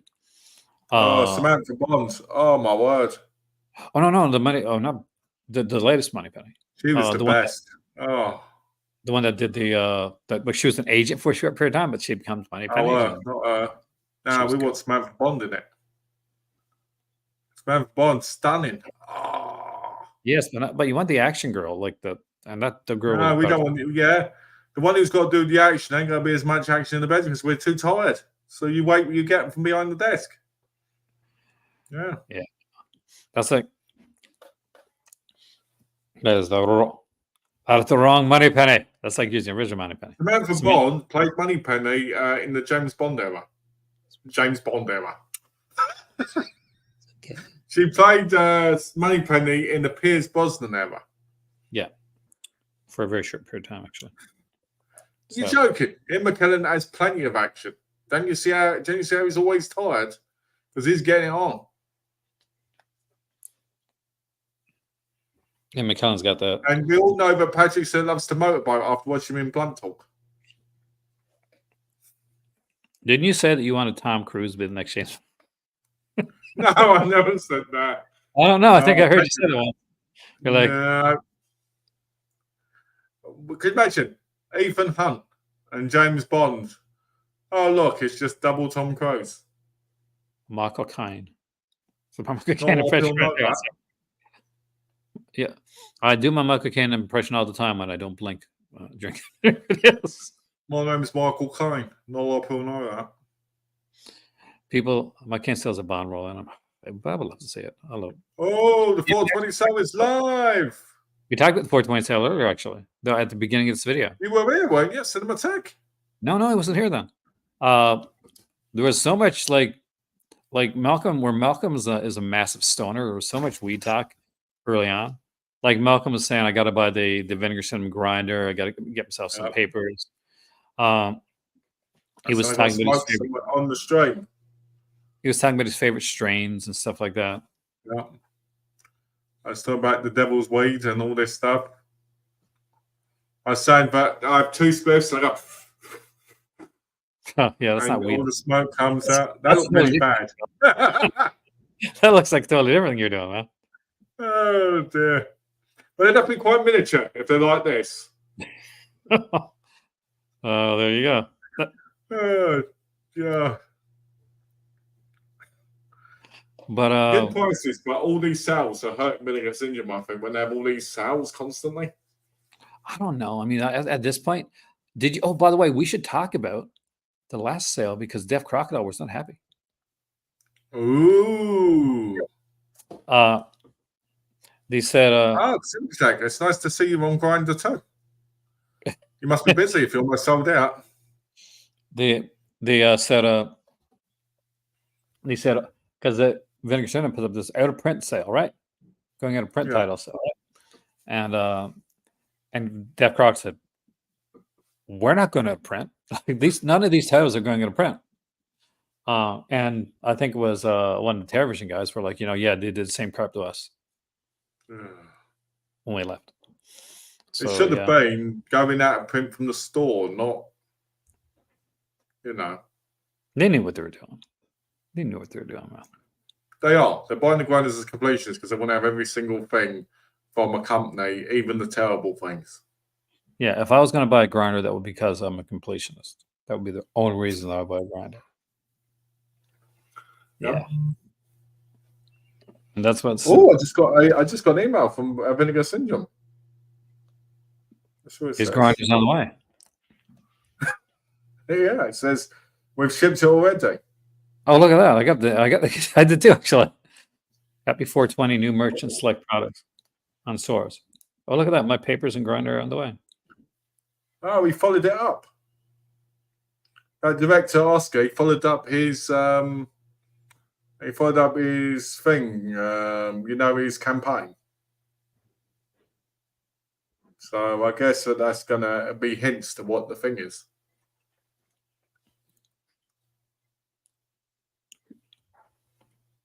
I wonder if they're going to say happy anniversary to Troma. Probably not. Imagine if they did. They won't. They'll do it. I really detest this. So on eBay, right? Yeah. I won some items. Nice. Postage £20. I go, can you send me a invoice? And they go, nope. You've got to pay £20 shipping. Screw you. Did you say? When people do that, I don't just cancel the order. Hello, everybody. AJ Jones has 2 pages of discounted Moses. All right, let's check. Already putting the grinder on eBay. I bet they are. Hold on. If they're putting grinder on eBay, they download the app, putting the pictures on, and then just putting a picture of it on the app, like, so you can just take pictures. I would say that nobody Nobody commented about my name. Show me I'm Malcolm. Is this the page here? That can't be the discount, surely. Yes, 2 pages. Okay, let's see. Oh, it is special offers. So we got House on the Edge of the Park. A town collection is up to 78. Holy crap! £9.99. That's half price. House on the Edge of the Park. £10 off for the 4K edition. Hell, the Living Dead. Yeah, good prices here. Killer Moon for $6. That's not a bad price. Vigilante for $9. Hitcher in the Dark. Probably one of the greatest movies of all time. Both of those. What, Mardi Gras Massacre? Yeah. Romper Stomper. Hey! You're almost done. Come here. I'm going to show you off. I've got to show my wife off. Yeah. There she is. Hello. Give him away, Donna. Hey. Oh, yeah, there she is. You're all right. Look at you. Get all smart. Yeah, come here. Come here. Ooh. Okay. You got to kick his butt in the gear, mate. Stop it. Stop it. It's what's this, no? I can't. You're being silly. That's enough of that. All right, proper kiss. Come on. All right. Where you Get go? to sit down. You're going to sit over there? Yes. All right. All right. Yeah. Finish off the Everybody 80 can film. see you now. There you go. I've moved the camera so people can see I'm you. going to get all my blankets comfortable. Is there anything you don't We have? need a Malcolm and Donna show. Well, that used to happen. I know. Donna? Yeah, but I'm busy because I'm getting ready to move. A Malcolm and Donna show. Keggy says hello. Who? Keggy. He says hello. Yeah, Keggy says Hello, hello. Peggy. Is there anything good on there? I mean, Beatrice Sensei is there, which is, definitely a good one. Luthor the Geek, if you want to get into that Troma, at least they put some Troma on their stuff. Body Melt's there, which is actually another bad one. It's the old Vault DVD of it. So we got that. And there's decent stuff if you don't have it. House on the Edge of the Park's a fantastic movie if you don't have it. I love that movie. Obviously, it's a family film and a date movie. That's what everybody thinks when it's on the edge of the park. Hitcher in the Dark, I liked. I like the ending. Brutal Lindsay one that have a nihilistic ending. I but love Hitcher in the Dark. The bit where he picks the girl up and she says, "Oh, no one picked me up," and he just slams the bike, and then you find out he strangled. It's hilarious. What I find kind of comical here is that they've got like some titles that I would not. Avenging Force, for instance, a sequel to Invasion USA. Give a wave. Bye. The sequel to Invasion USA. Oh, that's great, that movie. I've got that with the slip. I think I have that one too. And Karate Warriors, and of course Pets, which is a weird cover for that. And Beatrice. Well, Beatrice Sensei is like he considers his fun. I've got to go on a little tangent here, Beatrice. Now that's come up. Why isn't she in the TV series of Fallout? The goal. She should have been in there. Isn't that right, Donna? Yeah, she's one of the best characters. Exactly. We'll wait till season 2. Maybe we'll get Beatrice in season 2. Not Beatrice Sensei though. Hopefully not. Even though Thomas Malone's great. All right. There we Donna, go. people want you to say some wise words. Say something nice. Come on. Oh, I've dropped it. Where was it? Go on, say something. Oh, I don't want to right now. What's your favourite movie? Well, there's too many. Name two. I got stage fright. Come on, you're putting Aaron on the spot. Oh, my favorite movie.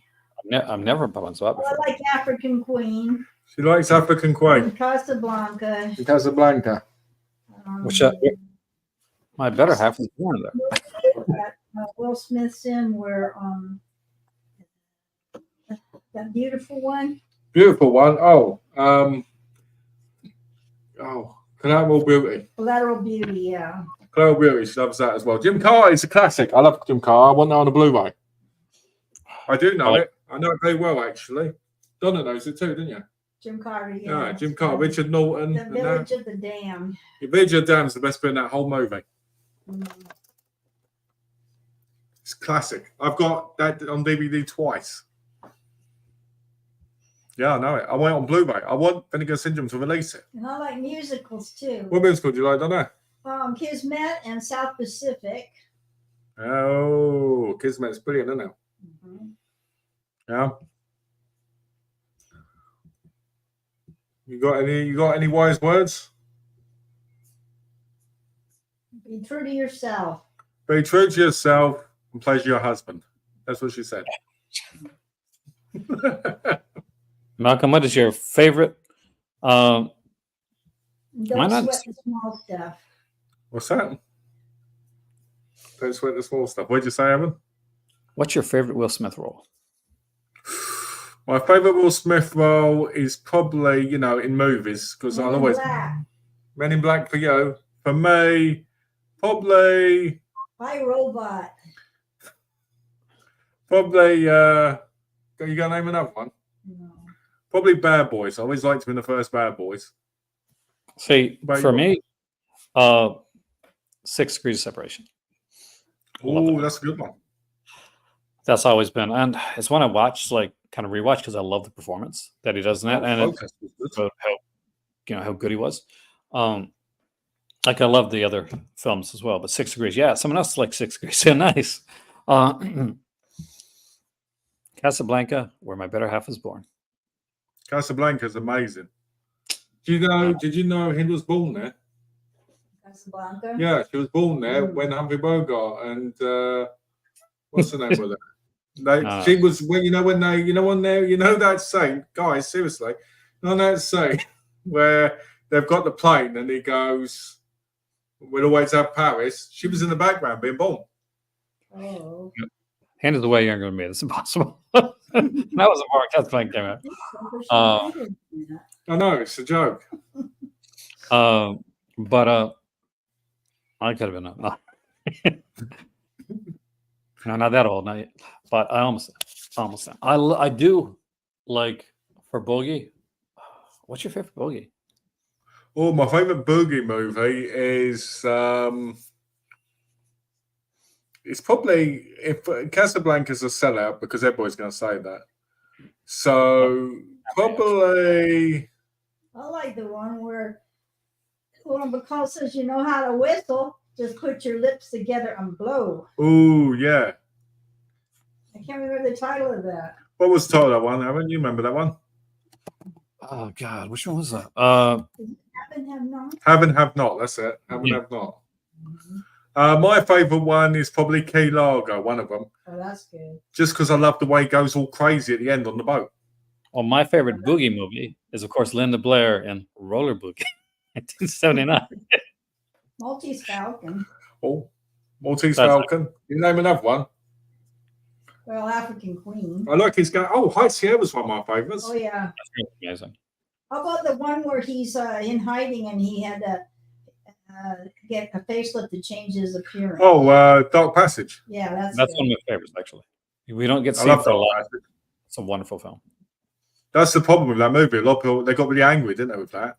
Because they said, why would we have him in it if we're not seeing his face? And Margaret Hamilton's in that one too, isn't she? Like The Wicked Witch. Yeah. of that. Is that the one with Patrick Swayze roller movie? I think so.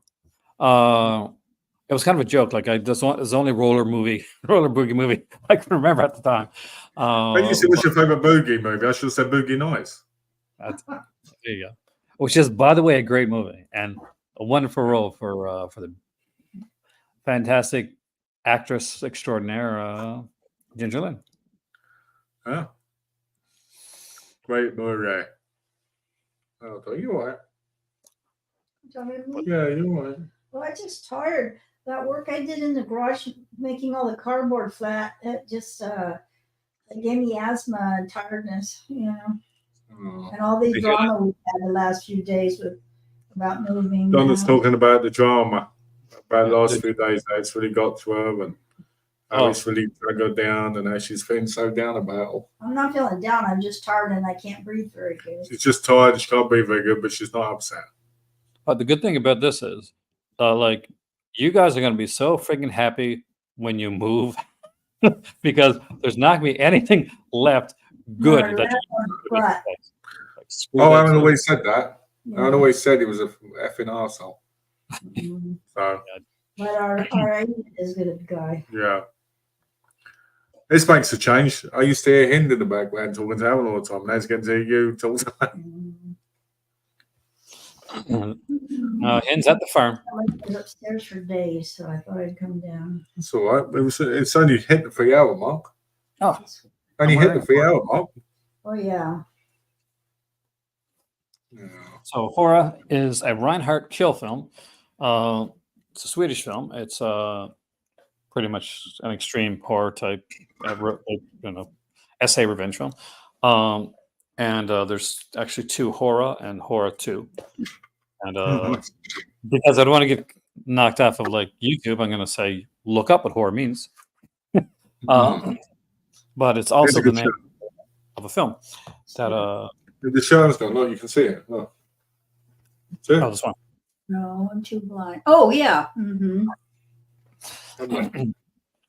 But yeah, the director sent it to me. Sent me the film in this like oversized, like I got that frame because it's massively big, and I got the sequel on VHS actually, and it was actually with another title, Pandemic, the movie that doesn't exist. Oh, Apparently they liked it, I guess. And when you open it up, it's like you get the like Horror 2. I am Aaron.